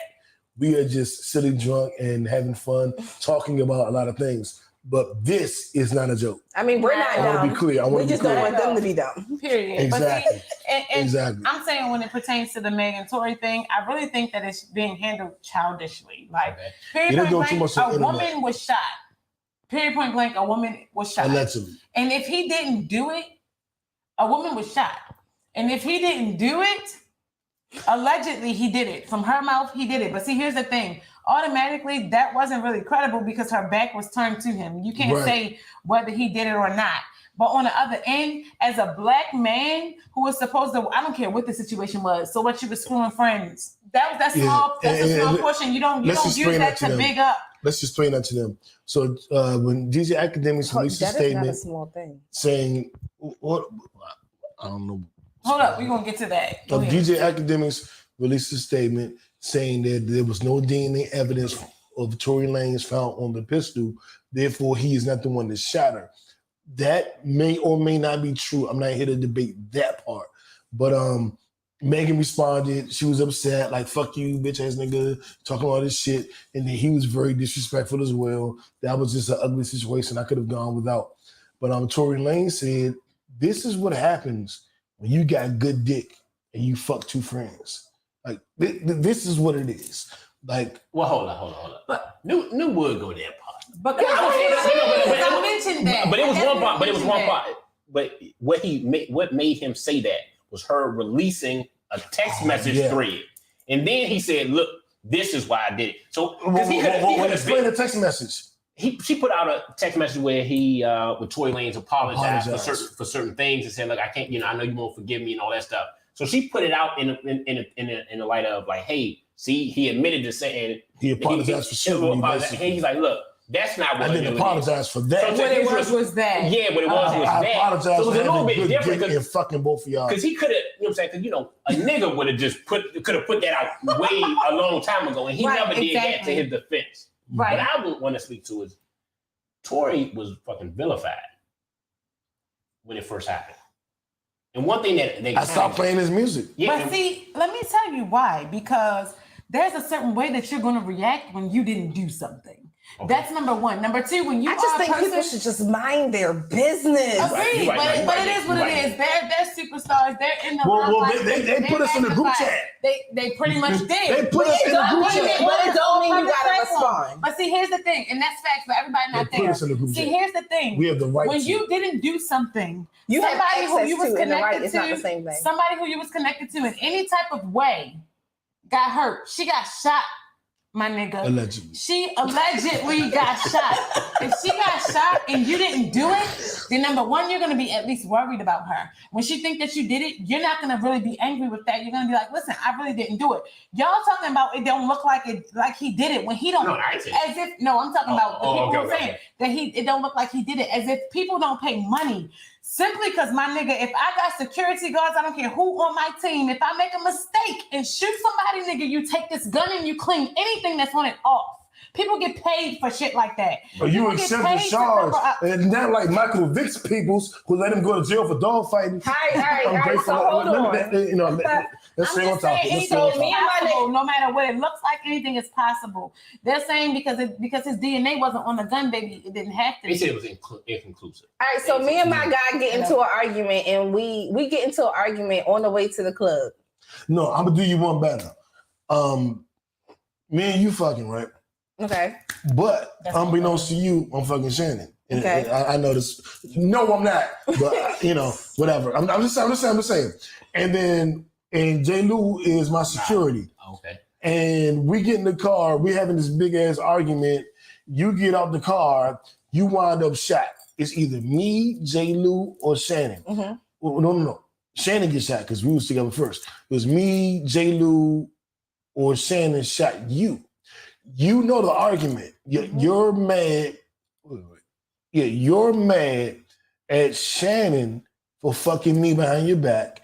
You're mad at me for doing it, and he's my security. And you're drunk and belligerent, so you've been swinging on everybody, allegedly. You get out the car, fucking shit, and as you're walking, you wound up allegedly shot. And you look back like, fuck you, no. And I'm like, why'd you pick me? What made you say me? All right, so take that.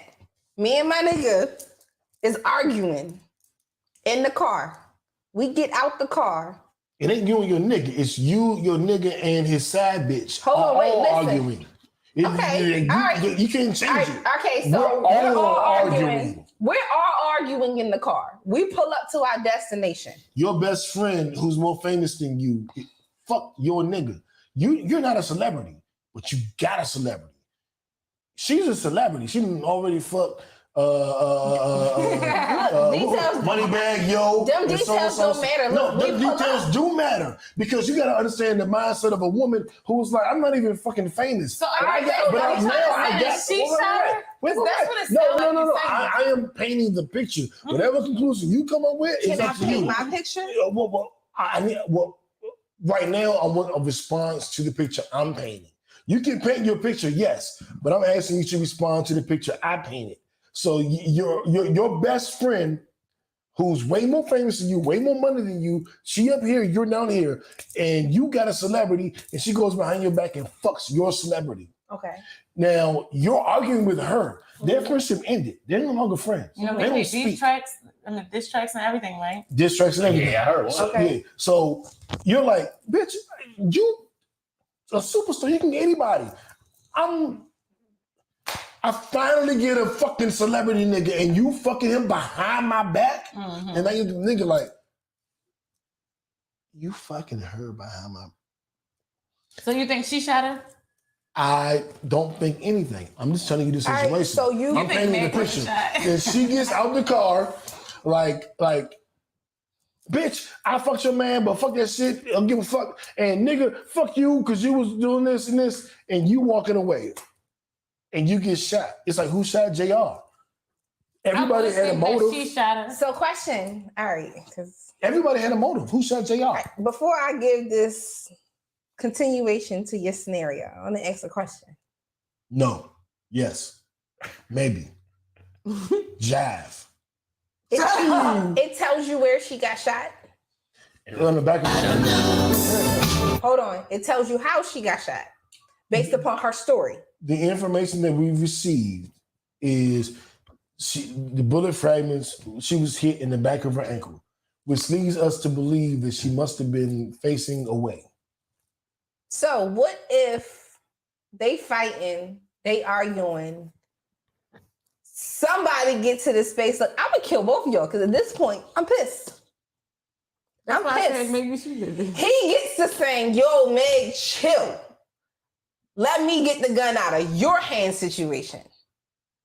They get the fighting, they get the arguing, homegirl getting the... Kelsey, he gets the gun from Kelsey, trying to take the gun from Kelsey. From whoever decided. Meg is outside. Okay, She's the one that got so from allegedly whoever shot. who decided, he get the gun out of her hand, it drops, she get shot. Yep, as he gets the gun. That's, I don't want to say I'm leading the witness, but that is a possibility that I was exploring. But Meg is saying, no, Tori, it was you. Because she had the gun. It was so look, if I turn around, so they tussling or whatever, they drop the gun, homegirl take off. Well, she didn't take off. Okay, they she were didn't. all in the car, except Meg. I'm Meg was outside. I'm trying to make sense of it because I'm trying to give you the facts. Meg was outside. Everybody else was in the car. She gets shot. There was other she didn't see people it. around, and my thing is, Meg had to be told that he did that. Meg had to be told. If She's know no longer that friends with the best friend. So if I and the turn around, security is Tori's security. There was other people there. I don't think that she just. Who were other people there? Like, they were on the side of the road. They left the Kardashian Jenner girl party, and it was just them four. Now there's allegedly camera footage. So to say Meg got out the car for what? When? Where? Was she home? She was stomping off. She was leaving. She stomped found off. out that they was that her girlfriend was sleeping with Tori. Well, no. The girlfriend found out that Meg was sleeping with Tori behind her back. Tori, No. Tori, you said that opposite. No. That wasn't what it was. He said not famous friend. No, but that's not what it was. No, that is what it was. Tori was fucking with Kelsey. No, he was fucking with Meg first. No, Tori was fucking with Kelsey. Then Meg started fucking Tori behind Kelsey back, which is why I keep saying. I thought it was the opposite way. Well, I wasn't there. Let me be clear. I was about to say, the story is from the rap beefs. From the rap. Hold on. This is the story. As I explained it earlier, You're not famous, but you got a famous nigga. Who's not famous? Kelsey. That's where we missed it, because I thought she was talking about Meg. No, Meg Meg is famous. definitely more famous than fucking Kelsey. I don't know who Kelsey We know is. that's my point. Of course she is famous. No, we don't know who she is. Whoa, What I'm saying kicking is, the table. but the whole thing I thought was Meg and Tory was together doing their thing. No, But if you listen to both of their songs, They was responding to together. it, they saying they was together, and Kelsey slept with Tory behind Meg back. well, Which one makes sense why Meg got out the car. That's what it is. It's not the other way. It's their Kelsey way. is saying she was fucking with Tory, and Meg fucked him behind her back. So what it really sounds like and that's to me why is they're that- not friends. Their friendship ended allegedly because Kelsey ended it, and Kelsey allegedly That's what I ended heard. it They because, absolutely. like I said, like 8 times, she was pissed that I got a celebrity nigga, and you fuck him. I got to check. Yeah, that's I'm it. just saying, it sounds like he started screwing them at the same time. They should just be poly. They should just been poly and just fuck each other. And my whole That thing don't is, always work because somebody get mad at some point. Or it don't. Well, somebody get married in a monogamous relationship too at some point. you know what It's what about was trust, trying to- comfortability, and transparency. Male and dual poly. I'm not, and I understand that I can't be. I mean, But I think what my issue is, I think a lot of people who are poly do that shit. They say that shit to save face. I don't think Period. they built like that. Period. Like I feel like you are. Like when you talk to me and when you explain the whole situation, I'm like, I don't know you, but I think it's a lack of discipline. yeah, But that's I understand. I can. What's the lack of discipline? I understand where you're coming from, but I think some people are like, look, nah, I'm poly because you don't want to. Some people I feel like get scared to get hurt, Mhm. a lack of and discipline. they make that shit You up. can be hurt in poly.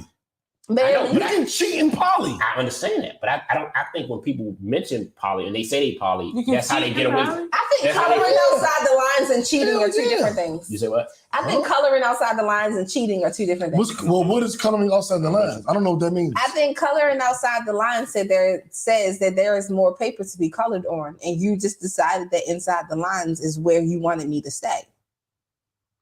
Huh? She truly has a dizzying intellect. I can't even find a drop. Truly, you have a dizzying intellect. No. What do you mean? All right, so look, the picture. You got the picture. So No. if it's an elephant- No. Make He's coloring outside the It's lines. an elephant on the Fuck picture. your metaphor. Okay. What does it mean between men and women coloring outside the line? Does that mean fucking somebody else, talking to somebody else? Like, be specific. Don't, because Okay. what's the difference between I poly? think coloring outside the lines is determining what the rules are that are not balanced on both sides. That's not balanced. On both And sides. So that's- poly, that's isn't imbalanced. it balanced on both In sides? poly, it should be balanced. When you Like, explain to me, I have dated women who dated other niggas, and I dated other women, and it wasn't like I can do what I want, but you can't. It was like you do what you want, I do what I want. We communicated. But I think a lot I of have people dated who married do women. it. I have met their husbands, and I think I'm about to be monogamous. I'm about to find me one woman and just settle down. I'm tired of this shit. I'm just tired of this shit. Is he I'm gonna find me making a one. Huh? Nah, that shit just hit him. You're making her point. Hey, What? Shannon, It's you get okay, 40 plus. it's You like, okay. man, fuck this shit. You don't. I need a motherfucker to help me when I get home. Like, bro, I ain't got no kids. Who gonna wipe my ass with an AP? First of all, Neil, I think you should say, It's all my about bad, what you man. was right. That's what you should say. Huh? You should say, my bad, you was right. Because I think poly is a lack of discipline. Well, I don't have more discipline now, so you're wrong. Do you not? I'm sorry. Okay, wait, question. Let's not. No, I don't have more. No, I don't have more. Hold up, Discipline. before y'all I'm even go any disciplined. further in this, I don't know you. let's not leave this on the record because the last thing that he said was Songbird gonna wipe my ass. And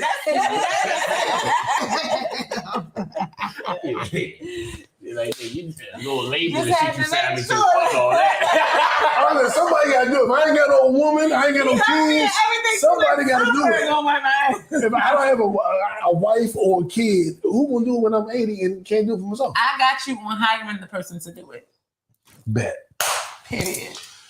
I think discipline and poly goes in a whole nother conversation because I think it's different spaces we got to bring him back with Mel here. And the idea of the understanding of what it is, because I think a lot of people, when it comes to poly relationships, they don't want to discipline certain parts of them that they can find excitement in other parts. So it's like, if I can find what I like in different women, I'm going to just be with the different women because there's no need about for me the women want different men? No, this is polyamory. Correction. Okay, my bad. So to say, and even the women or the men who want different, I think just the whole source of it is a lack of discipline in self because you attract who you are. All right, let me say that you attract who you are. How is there a lack of discipline? It's a lack of discipline because. Okay, go back. Well, why did you say? Hold on. Why did you say that you think you're gonna be monogamous? Me, I said. I was gonna be monogamous. I'm tired of the shit. It's pretty much like I think that's all I said. Like, I'm tired of this shit. I'm gonna be monogamous. But what shit stuff? are you tired of? Yeah. Honestly, not finding meaningful connections. I have an issue finding meaningful connections. I thought that this is me. Mm-hmm. I'm 40. I'm about to be 46. I'm at a whole different place, and I don't think that you can. Like, I don't know if you can reach me here. Like, me being poly wasn't a lack of discipline. It wasn't like, I want to fuck all the bitches, so I got to be poly. That was, I wasn't 20. You know what I'm saying? When I decided to do it. Mm-hmm. And I've dated women, and I dated a woman I was 30.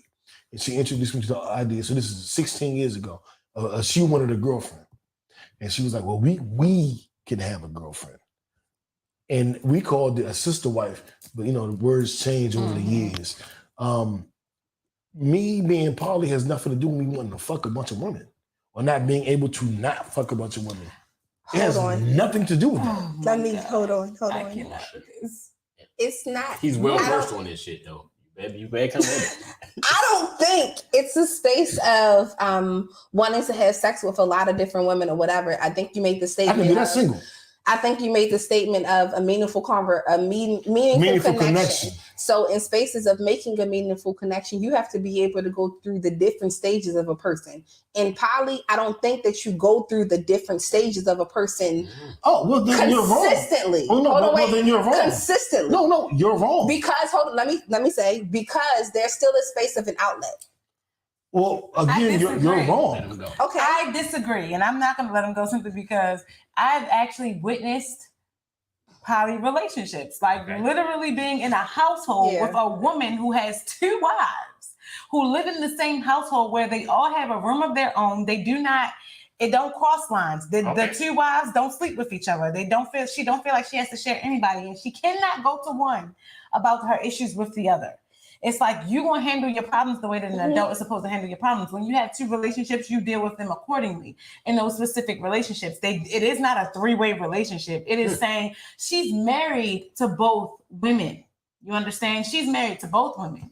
And they have a household where they all take care of the children. They all take care of the bills. They all have a mutual understanding. And it is, I will not get in y'all business. You don't get in our business. And we both just share the same life. When we don't all sleep with each other, we don't both sleep with her at the same time. If she chooses that today she wants to be with that wife, then I have to respect that today she wants to be with that wife.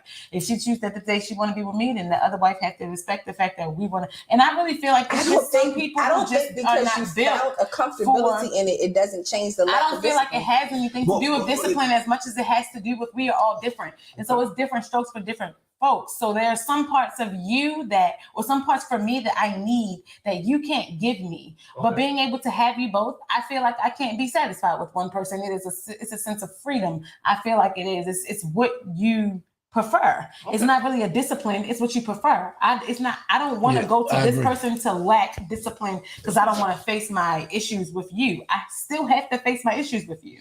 So it doesn't. If it's healthy, you they still have do. to be more disciplined, in my opinion. This is ethical non-monogamy. Have you ever dated two people and you thought both of them were pretty cool? Mm-hmm. It's the freedom to do that. Listen, I didn't say I was against her or anything. Well, you said it was a lack of discipline. That's inaccurate. I personally think it's a lack of discipline because I think it takes a lot to give yourself to one person. It takes a lot. It takes more to give yourself to two people. Are you kidding me? You know how much you have to give yourself to two people? But are you truly giving all of yourself to Yes. The answer to that is yes. For those who are you don't believe it. You never experienced it. There are some people who do try to take on that lifestyle for lack of discipline, but they can never last simply because it's not really what they want. They have jealousy. A person who really about that lifestyle gonna be like, all right, we've been together for a week. You have compersion. Compersion is I get pleasure out of my partner being pleasured. So compersion is, again, in this scenario, I'm dating you and you dating Shannon, but I'm not dating Shannon. And you like, man, me and Shannon went out last night. We did this, we did that. We had the horse and carriage. And I'm like, that's what's up, boo. That's what's up. I want to take Shannon there and tell her good job. I'm not dealing with her. There's nothing romantic. It's just me and you and her. But I'm happy because she made you happy. That word is called compersion. Okay, but look, in the spaces of her making me happy, I think, and this is where it comes a lack of discipline for me because she made me happy. Why couldn't you do that? But I did that the night before because we went to the Star Trek convention. And she texts me like, oh, you went to Star Trek. You know, she looked at Dr. Spot. She want to fuck his ears. Like, oh, yeah, that's what's up. And she's happy for me. I'm happy for her. And we're all happy for you. Maybe it's just me because I feel like I can't, my intimate spaces is not with everybody. Exactly. Because my intimate spaces are not with everybody. There was a time where I felt like I just want a boyfriend and a girlfriend. I'd be good. I'd be lit in life. Like, we ain't gonna have no problems until I realized like that you couldn't. I don't personally. We don't have your limitations deal with people's feelings. Right, but we don't have your limitation. That's your limitation. You can't get beyond that. I feel like it just get old. It gets old for you. I need you to understand. But you just said it got old. It's the dealing with multiple women. Like that's not getting old for me. Or dating a woman who dates someone else. That's not old for me. What's old for me is I said it very specifically. I haven't found a meaningful connection. Okay. I thought that I could do it in poly a little easier than monogamy because I hadn't found it there. I haven't found a woman or women that I'm going to do life with. So now I'm like, take it down a level, new. Just find one person that you could have a meaningful. Let's simplify it. I'm 40. But why not put it to two? Like, if that's your lifestyle, why not find two? Well, I'm not saying that I won't find two. What I'm saying is, first I got to find one. Facts. But my thing is, have you acknowledged but what it you've takes been discipline giving? to find that one. Have you been acknowledging what you've been giving? Have you acknowledged what you've been giving? You saying you haven't found meaningful connections. Have you acknowledged what you've been giving? In all honesty, absolutely I have. When I was in my 30s, I was what people considered I'm gonna cut your mic off. I just said you get meaningful connections with discipline. You do. I was saying fuck that. I said what I said fuck with and now and Shannon said. Let me keep it on. And this is no disrespect. It'll be meaningful. This is no disrespect to any of the women that I have dated over the last couple of years. I think you all are. I think you all are amazing. So you want to say this? They know you. I know you all are amazing, and this is no disrespect to any of you. I just have not. I am and I know nobody's gonna believe this. I don't give a fuck. We can look at all the DVDs I got down there. It's the truth. I'm a hopeless romantic. I am into love. My favorite movie genre is romantic comedy. Exactly. I got all of them. I love them. My favorite category of movie is romantic comedy. My issue has been I have dated women individually and together where I just didn't feel it. Right. It drives me crazy. You try to feel it, right? I try to feel it. So how do you feel it if you know that whatever you don't give me, I can get from somebody else? I don't. Because I don't look at it that way. 'Cause That's that's how not you the look at truth. it. I don't look at it that way. That's not I the truth. don't date one woman because she does this and then another woman because she does that. I don't do that. You I know date that women that I have that's not the I have a vibe with, that I have a connection with. It ain't about, well, she does this, so that works for me, and then she does that, and then she'll lick my ass, but then she'll suck my dick. I love both of them. I don't look at it that way. I date like this. I date like this. I have a connection with you. That works. I have a connection with you. That works. I do not date. Well, she will do this and she'll do that. So now I'm getting every woman in the world because I have both. Now I get what I want. I don't give a fuck about that. I need a level of growth in certain areas, and you know what I'm saying. A lot of that is understanding yourself. Like, and when me and New met, certain stuff, like, you know what I'm saying, when you spoke about certain things, I took from it because, you know, it was certain things that I didn't have. Like, I'm not that type. Like, to me, I see love as a certain level of commitment. So being able to be faithful and trustworthy and committed to only me, that's a part of my love language. So to me, I feel that. So if you telling me like, hey, you know, you can't give me this, but I'll get it from there, I'm gonna feel unloved from you in a certain way. I think I just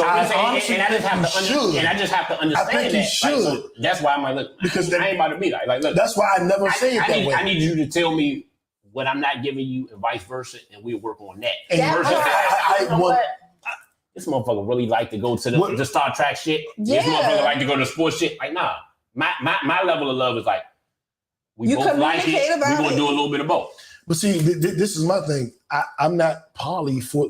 I don't think real poly people are poly for that reason. I'm not poly because one girl doesn't want to watch The Wizards with me, so I can watch The Wizards with this one, and then I can go to the ballet with this one. I am not poly for that reason. I am poly because, for example, you meet me everywhere I need you to meet me. Well, damn near. I could be with you alone. I don't need anybody to fill in any fucking blanks. You do it. But she does it too. But That's then it why becomes you're a what? poly. But then it becomes does what? Huh?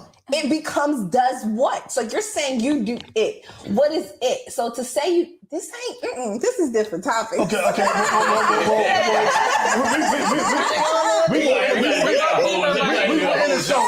We're gonna end the show on this topic because it's like, really? if we'll see.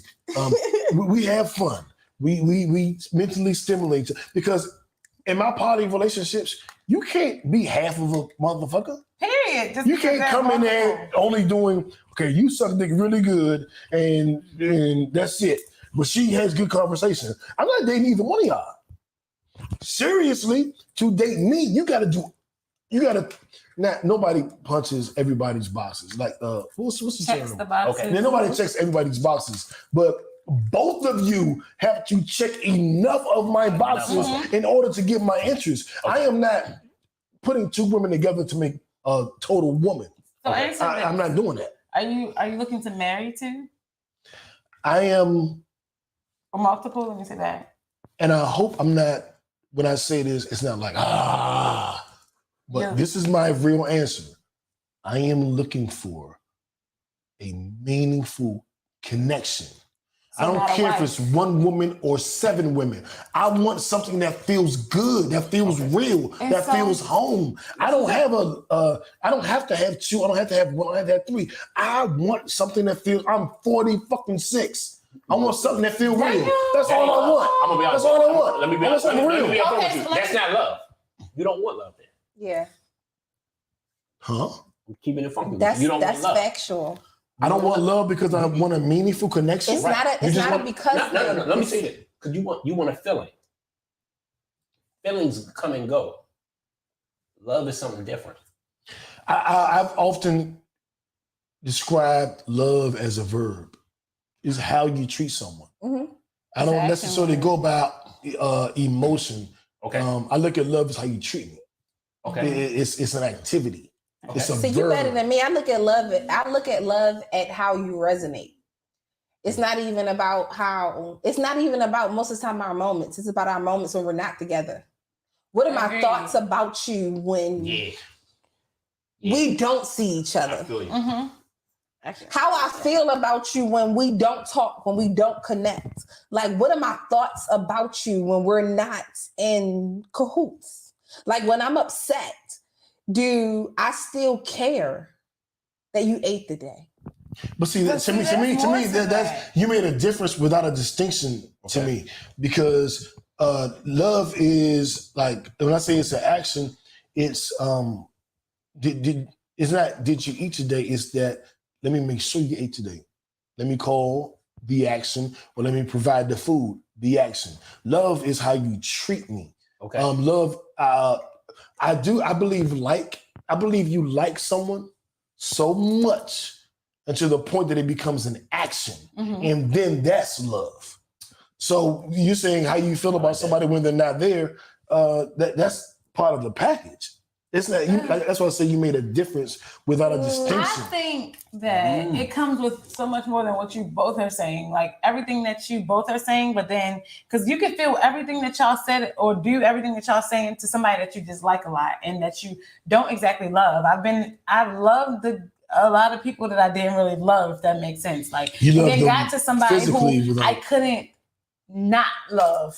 Like, got somebody who I couldn't not do these things for, or who I just couldn't not pray for, who I couldn't. It's those things, the things that you do in your private moments. So, like you were saying, how you feel when you're not with me but at the same time, is what you're willing to do for me that I don't know about.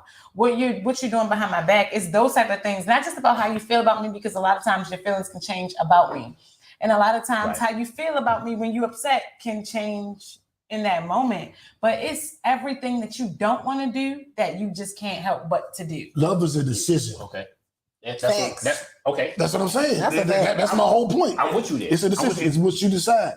But I do think in my case, I have to like someone at this level before I decide to love them. So I could like you all through here and ain't gonna be no love. But when I like you at this point, I make the decision to love you. And that's what my actions are different. Like, I don't agree with love. I think when it comes to dating, because everybody is different, like I don't just like date around. Like I'm to the point I want to get married. So like me. So one or two people? With one. I'm just asking.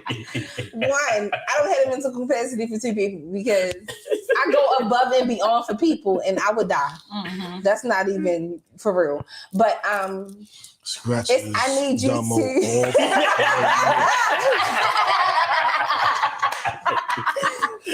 Like I need you to like me with the intention to love me. Like, don't even come into the situation without the space to be put into an action to do all that you need to do to make sure this connection That's what I'm saying. That's why I say that I need literally the word. Remains this connection. This connection remains in a stable place of growth. And sometimes you love somebody that you're in a connection with, or that if you connect with, it doesn't remain in the space of growth. I feel like love is not a choice. It's something that just happens. You meet, you connect with somebody, and if that person, that's cute. Love, that's cute. It's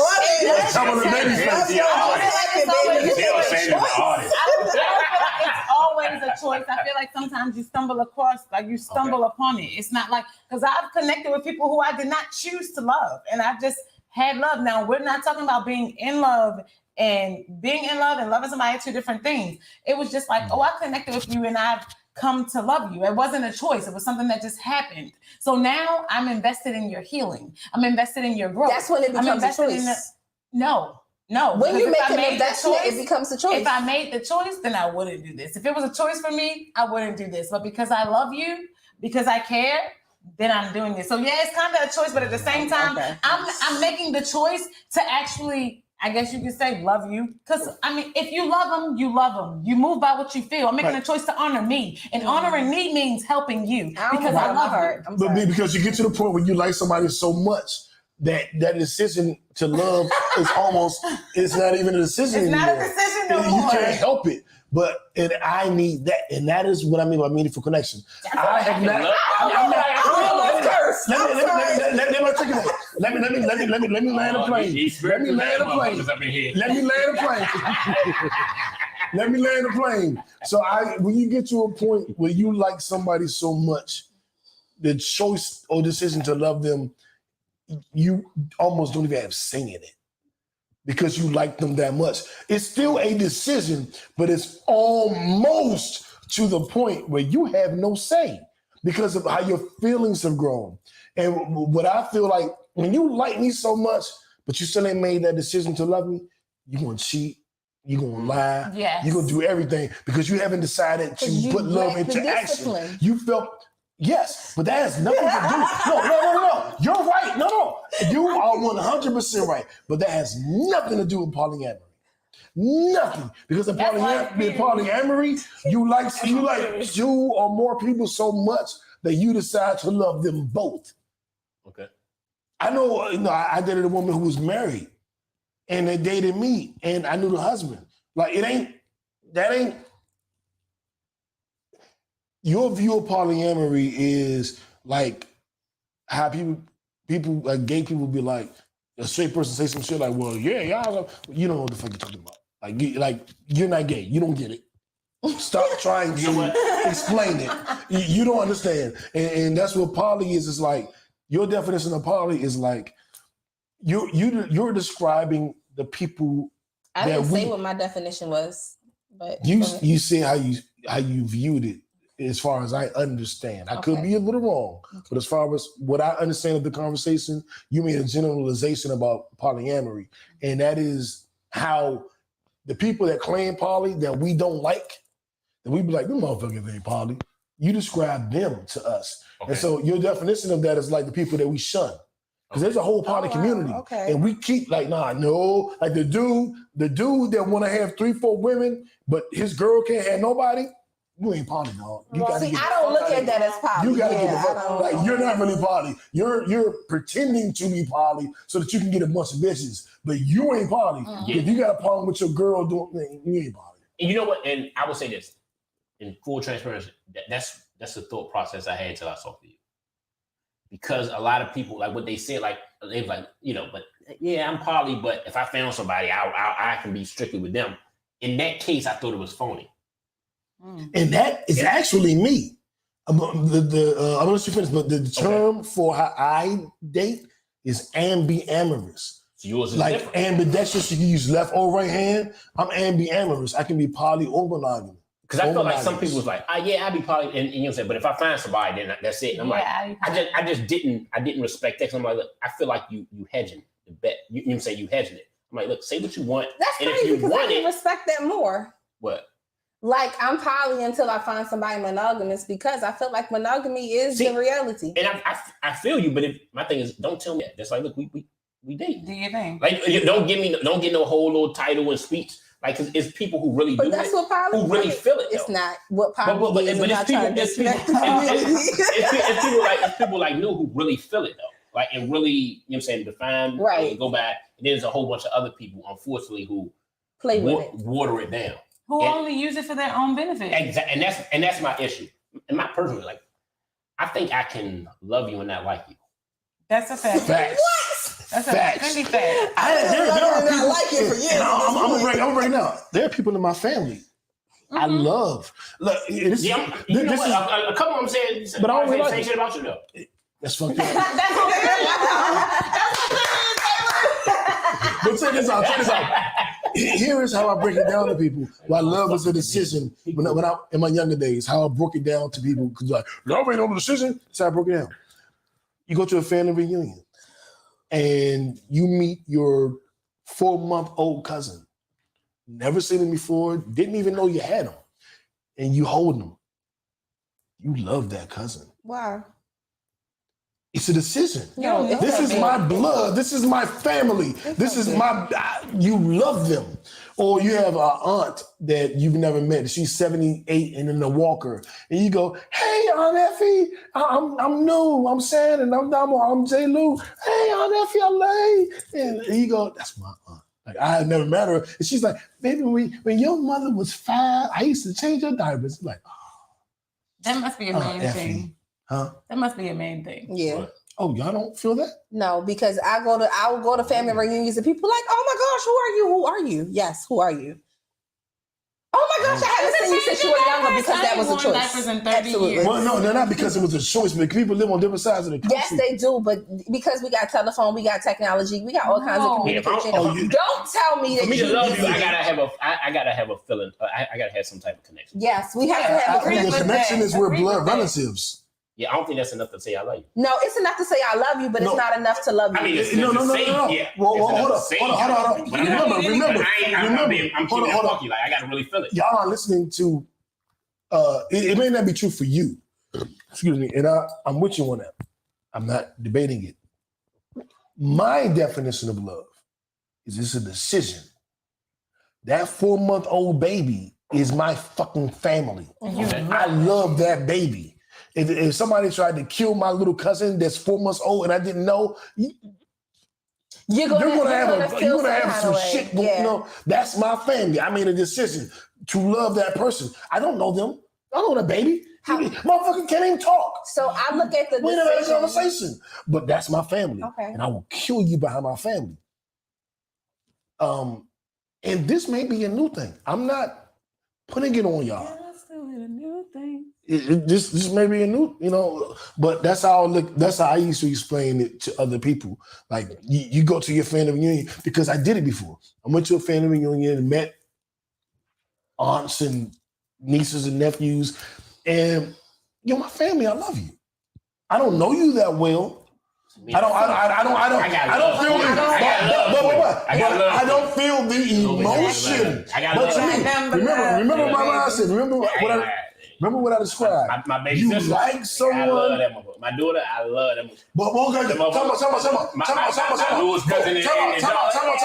come on. The day your daughter was born, you didn't know her. Did you love her? Yes or no? Yes. But that you didn't know her. It was a different level. No, it's not. You didn't know her. You made a decision. You made a decision to love her because it didn't matter. You only knew her for 5 minutes. She came out of his Stop. It don't matter. You didn't know her for 5 minutes. You loved it, or 1 second. You loved her before she was even born. You loved her from the moment, and you don't know her. You don't know what your daughter personality is going to be. You loved her regardless. You know what? You made a decision. I agree with you. But I think genuine connections come from I just feel like it's a difference between you compare a daughter to a long lost cousin. But it's family. No, it's not. If you have the ability to love someone you don't know. It's really that way? It's really that way? Yeah, it's really that way.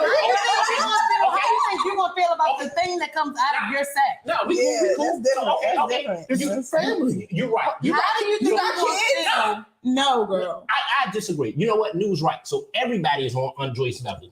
With me. Every fucking family member, every cousin. No. All right, so look. Nobody ever said that. Nobody ever said that.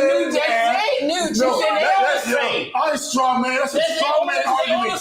That is a strong. We agree. No. It's a strong man argument. It has to be true. Love is love. It gotta be true. It's only true if he posted on social media. Hold on, no, because you really don't meet love until you meet resistance. You really do not know you love a person until you get to a space in where you don't even want to speak to them. Exactly. Hold on, so he doesn't know he loves his daughter? I think it's different when it's kids. I feel like when it comes to your child, yes. And look, I feel like it's different when it comes. You don't know you love your daughter. You love your child until you. No, see. Respond, J-Lou. J-Lou has. So you don't love your daughter yet? You don't love your daughter yet? Do you agree with that? Look, I do get a lot of resistance. There are spaces. Thank you. There are spaces where you have to understand that, like you said, love is an action word. Right. So it's about what I decide to do. Okay. There are times where you'll do something for somebody you love, and they will completely dismiss it as if you didn't do it, and you did it out of all the love in your heart. Vocal and do things. You did absolutely everything out of the love of your heart, and they completely dismissed it. So because they dismissed it, which you don't love them, I mean, That's when you it's tough. determine It's tough. whether or not you're going to do it again. It's tough. But you know, I really feel like loving somebody that's not your child and loving your child is different. Yes, Even a father who was a deadbeat you can't loves use his that. child. The level of responsibility you feel is different. But in essence, I think you gotta have some type of connection with them. But see, here's the thing. I feel a connection with a relative. You're my blood. You I don't can't care if use you're my that. third cousin. You can't use that. Being a deadbeat doesn't You come from can't how you use that. I did it effectively just now. It comes from how you were raised. If you have a fear of abandonment, I do. you automatically, we're not even talking about you because you don't know how it feels to love something just because it came out of your sack. You don't know how it feels to love something before you even get to see it. Simply because it loves you first. Because as a dad, one thing that a dad will always experience is the way that a child reacts to just him touching mom's belly. Babies react differently to dad's energy. It's just a connection. So automatically you do love them. That's why I'd be like, all right, deadbeats don't exactly not love their children. They just don't know how to fully love their children. A lot of times rejection is protection. So and you're not connecting to, you're not connecting to you. Don't know how. You're not connecting to the child. You're connecting to the you in the child. It has nothing to, you don't know the child. It was something in them. It's that feeling. But there's a me in my bloodline. My aunt. No, it's not the same. It's not. Do you know that you get different ancestors? It is not the same. Y'all are right. It is not the same, but it still exists. In your mind. If you fuck someone and you have a decent orgasm, that's not the same as a monster orgasm, but it's still a fucking orgasm. Is it? For you, it's not. For her, level to it. Okay. So compare the love of your mother to the love of your uncle. It's still love. Oh, it's different. It's different. Let me tell you why. Because it doesn't have to be the same. Let me tell you something. I never said it was the same. Y'all are misreading this. Y'all are not. You're not. In my opinion, you're making a distinction without a difference. Okay. Love is a choice. I love J. Lou. I actually agree with you though. Love is a choice. Absolutely. Right. I love Shannon. Those are different loves. I think sometimes it's not. Love. Okay, I can understand. That's all I'm saying. So my cousin that I didn't know, I love them. Yes, you my should. child that I didn't know. I can understand in that capacity. But like Jay, you just said, it's levels to this. It's levels. I never said it wasn't. So anytime I love you this I think it sounded like you negated the thought of the levels in your explanation. That's how. Oh no, I never. Went from 0 to 100. It's absolutely levels. That's why my Sagittarius moon, but it's absolutely. Don't do that. It's absolutely. It's Pisces season. Who cares? You gotta relax. Birthday boy. No one cares. When's your birthday? The 11th. No one. We care about your birthday, but don't care about Pisces. You are the last sign in the zodiac. What he did to you? And you so sweet. What he did to you? I wouldn't even put you in a Pisces. Definitely not a March Pisces. It's not your moon. It's not your moon. That's why it's your moon. You want to know what's funny? You want to know what's funny? I've accepted responsibility. But you want to know what's funny? No, let me tell you what's funny. It's not even about him. It's not about him. You sound just like him. It's not about him. It's about the best friend that I grew up with. Before I ever dated him, I already felt that way about Pisces. And I just so happened to find out that he had the same birthday as her after I was already in too deep. Oh, what you do? What I do? Yeah, what you do? I had a baby by him. That's what I did. No, I'm just saying. Sometimes you have, sometimes you got to look in the mirror and see if you can. I did that. Yeah. We're not about to do that right now. You okay? But I'm still feeling the same way about you. You should call. Well, not you. You should call and say sorry. I'm stuck. I don't. Where's the? I'm leaving conspicuous consumption. Really? If you have it, flaunt it. Really? Put that sound. It's an appropriate sound in here. I'll be like, you motherfucking shit in my nigga. Well, I'm glad we came, full circle to the fact that I was right. That's great. Who said that? You said that. A lot of shit. Yeah, Kentaji Brown Jackson. We can end with that. Wins our Nipsey Hussle Award. Hey. She's been appointed to the she's been nominated to be appointed to the Supreme Court by President Joe Biden, whoever the fuck president is. Type it up for him. The first black woman nominated to the Supreme Court. Yeah. Hopefully the GOP, the Republicans, don't jump in the way. Yeah. I don't know much about her, to be honest, but her name is Ketanji Brown Jackson. Yeah. I'm pretty sure one of us last name Brown or Jackson. We got Browns and Jacksons in our family. No. That's some. I got a Jackson. I got an Aunt Jackson. Okay. Michael, Brown. and Kwame Brown. Oh, my grandmother name was Jackson. I mean, I'm related to Michael Jackson. Did you love her before you met her? I don't know. Grandmothers be tricky, say. How you don't love grandma? God damn. So I don't think I understood it coming quickly, but I don't think I understood the understanding. Most women do. I don't think I understood the understanding of With you, or you saying I want to say Mm-hmm. agape love, and I feel like that's what that is. That's an agape love. So coming to the space of yes, do I love them? Yes, I love absolutely everybody. I'm a lover of all beings. So you got to be here in that space to be able to exude a level of love, and love is different. Are you back for on this everybody. love shit? I thought we was talking about. I know. I just said I wanted to come around. Jackson. You had made a statement, and I just wanted to fill my part. Okay. You know you're a guest on the show. Right?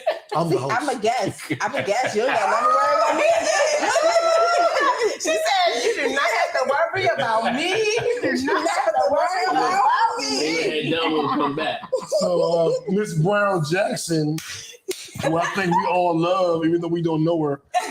But shout out to her, man. She wins the Nipsey Hussle Award, which is the award for excellence and achievement. Yes. She's been nominated. We'll see how it goes. I feel like she is a good sign that she'll get through. She was on the DC courts, so we all got that. First of all, can I just say she's a black woman? Yeah.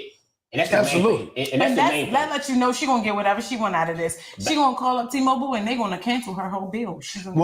They still might try to have Foreplay with her though. I mean, she might like that. She might not. There's a lot of black She might got the time. She signed up for it. She said, "Give me all what you got, all of what you got." All right, so Biden guaranteed that he would nominate a black woman, so he went through on that. She from the DC court system, so we got the DC connection. She passed the DC bar, so she's been on the court for a while. I think she was very much qualified, like most of our sisters are. Facts. And high stuff. So hey, it's gonna be what it needs. It's coming up for her, man. Fuck that shit. We did not get into music, or the books or TV. Really quickly, Netflix and chill. Please. Power Force. I'm not watching it. I like Tommy. I didn't like episode 1. I'm gonna try to watch it. Episode 1. Yo, Tommy, I'm just gonna say for Power Force, if you can get past episode 1, because episode 1 was kind of, but if you get past it, yo, Tommy is a force to be reckoned with. It's like I knew this white boy was gonna be crazy as fuck, and he is crazy as fuck. I got like 3 episodes to watch. I'm gonna watch that shit tonight. Watch it. I'm trying to tell y'all. Watch Tommy Force. It's like I'm not a power. And just to follow back up on Nipsey Hussle Award, thank you. The Honorable Minister Louis Farrakhan gave a speech today called the Swan Song. I haven't heard it yet, so I can't give you much detail on it. But it's rumored to be his last speech, and he's rumored to be stepping down as head of the Nation of Islam. I can't confirm nor deny.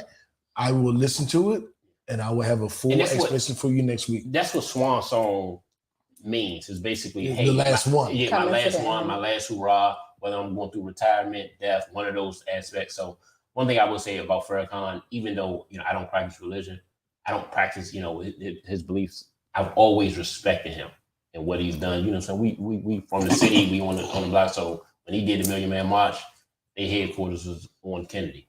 Yeah, on Kennedy Street. So I felt it. My church, Union Temple, he came to the church several times. Yeah, him in the past it was very close. So it's always like respecting what a black man is kind of put out there. Like I don't think we get that enough. Absolutely. And as a fiber center, as we talked about, a lot of my teachings come from the Nation of Islam. So Farrakhan has been a very instrumental figure in my life. Oh, definitely. Are you poly because of that? Oh, no. Okay, cool. I'm literally poly because a girl told me I want a girlfriend and we could split her. And I was like, Okay. so I get to fuck both of you. And she was like, no, you don't get to fuck both of us. I get to fuck both of you. And I was like, oh shit. And I think we're gonna get on poly, but I think a lot of people's idea of poly is the dude get to fuck all the girls. No, the girl get to fuck everybody she wants to. So it's, and that's what I was introduced to poly, is she wanted me and a girl. And that's why I can't And be you know poly. what's funny is My that chick, I be you thinking ain't about about to be out that. here hitting a whole bunch of motherfuckers. And No, not a whole bunch. I mean, you have close triads where it's just you, your girl, and whatever. I'm a little jealous. But it's so many dynamics. And poly don't mean you out fucking everybody or you fucking everybody you want.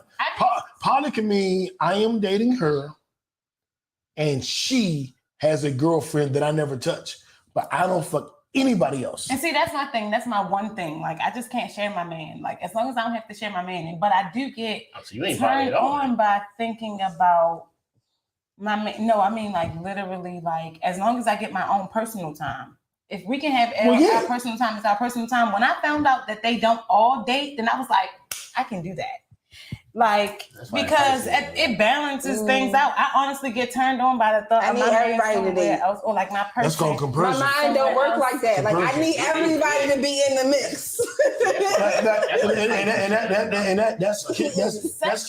That's kitchen. Like, come on in. That's kitchen table poly. Kitchen table poly is when everybody knows everybody. Everybody sees what's going on. That's the only way it works. I'm just. Oh, okay, because we can go wherever you want to go with it.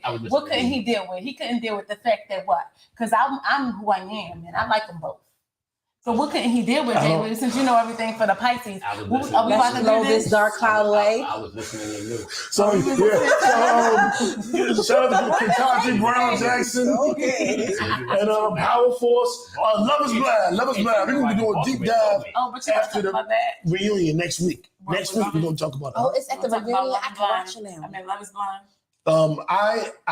I made a post that I was getting married in March. Okay. And I didn't know who to. March is like I would figure it out. I seen this last week, so I had a week. Well, I have like 4 more weeks. And everybody laughed, oh, I knew you stupid. Da, da, da. But it's because of shows like Love is Blind and Married at First Sight. I was so dope. I applied for Married at First Sight.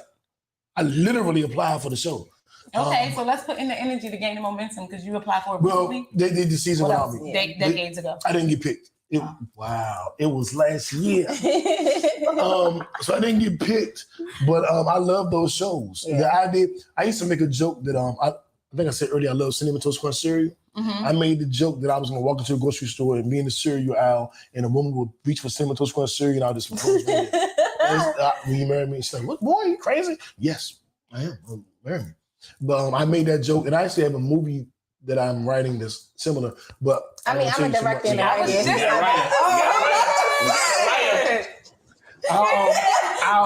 We'll discuss. But I love that show. It was a great season. I won't spoil it until we see the reunion. Spoil it after. Yeah, next week. No, I'm saying after. It's on Netflix. It's on Netflix. So what state was they in?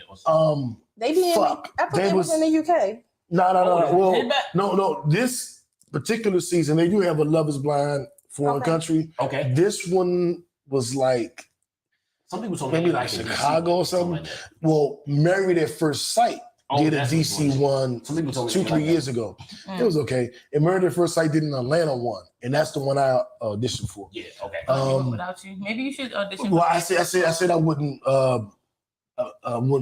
marry a Christian. I think that's kind of apply for Baddies ATL. I'm applying for Rusty Trombone ATL. Rusty Trombone. You know what that is? Do you know what it is? In the show. Do you know? You're disgusting. Now, let that answer your question. Do I know what it is? All right. Okay. So, moving on. Clearly, we don't know what it is. We. Rusty Trombone. Individuals on this side of the couch. That's what I'm feeling. Rusty Trombone is typically a woman kneels down behind a man that's standing up. She licks his ass and jerks his dick off. Oh.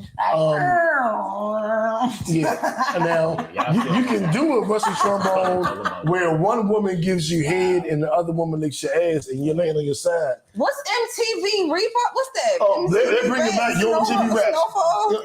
Your MTV Raps is coming back with Conceited and I forget the young lady's name. I hate that I did this last time, but shout out to her. Wait, is that the Cyphers? No, MTV Raps, the video show, rap videos. Oh, okay. To be a show for rap videos. I'm trying to see the show that Cardi B and who was it, T.I. and then Chance the Rapper, yes, Girl Hustle. That was so long. Hustle and Rap. You know, I watched that whole thing. I never finished He it. won. He deserved to win. That's the first show ever. Oh, period. He worked for all that. And the second place one I thought was better than a lot of people too. Yeah. But the first place was deserved. I didn't. D Smoke, he doing it. I didn't watch the end. I didn't watch the end. Cause he dope. I didn't remember D Smoke from the show. But when he dropped, I was like, all of them legit though. Man, what I saw the first 3-4 episodes. He could just go anywhere with it. That was the thing. They had the best. I feel like they had the best variety of judges. Agreed. Yeah. Like, yeah. They had the best variety of everything. Cardi B. They was all real. Like, you wet. Like, what is that? Why did you do that? She was like, they was all legit. Yeah. I don't think this is the industry for you. I love Describe Steph Curry's 16 3-pointers in the All-Star game. One word. Beasts. Beast. Yeah. I got a word for him. Shooter, GOAT shooter. Shooter. He's the best of all time. Ever Eternally. That is a married man. So Amazing. Amazing. yes, I am. We're gonna get up out of here. This is a long episode, but when we have 4 of us together, that's going to be a long episode. I want to thank you guys for tuning in. There's video available on YouTube. Make sure you hit the subscribe button and the notification button so you get the YouTube notifications. You can hear us, stream us on any site where you listen to your favorite podcast. Shout out to Italy and Nigeria and all the other countries that keep us in the top 20, 30, 40. Shout out to the United States. Our biggest audience here is in Atlanta, which it wasn't always that way. We were bigger in D.C. It was D.C., Maryland, Virginia, so then Atlanta. Now Atlanta's a number 1 spot. And ironically, California is our 2nd largest spot. So shout out to Cali. Yeah. I'm going to try to get out of Cali too, like in the next month or 2. You trying to roll?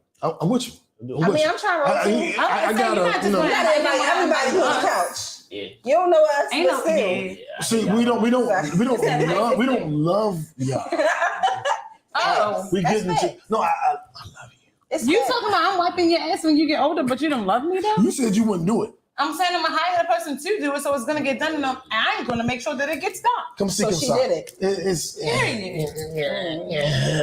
When you get into the technicalities, you mess yourself I'm up. with I'm it. just saying, I'm I'm with a it. potato. I got a girl out Cali that's married. So are See, you that I inviting need us to- all, Jay Lou? He's not. He said She's no. poly. He didn't say no. He said no. His I said no. actions said What I no. say His no? Yeah, feelings said no. his mouth speak for his body. His body. No, Talk about it. I mean, if certain areas of improvement are made,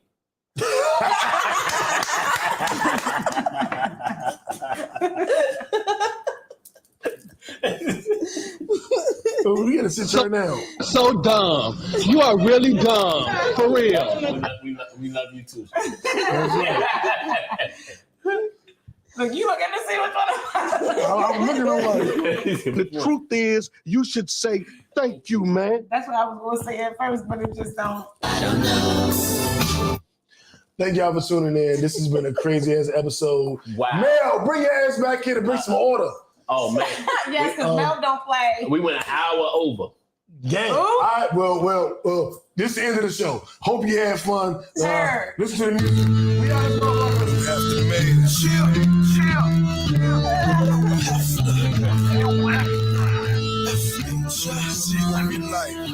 What up, DMV?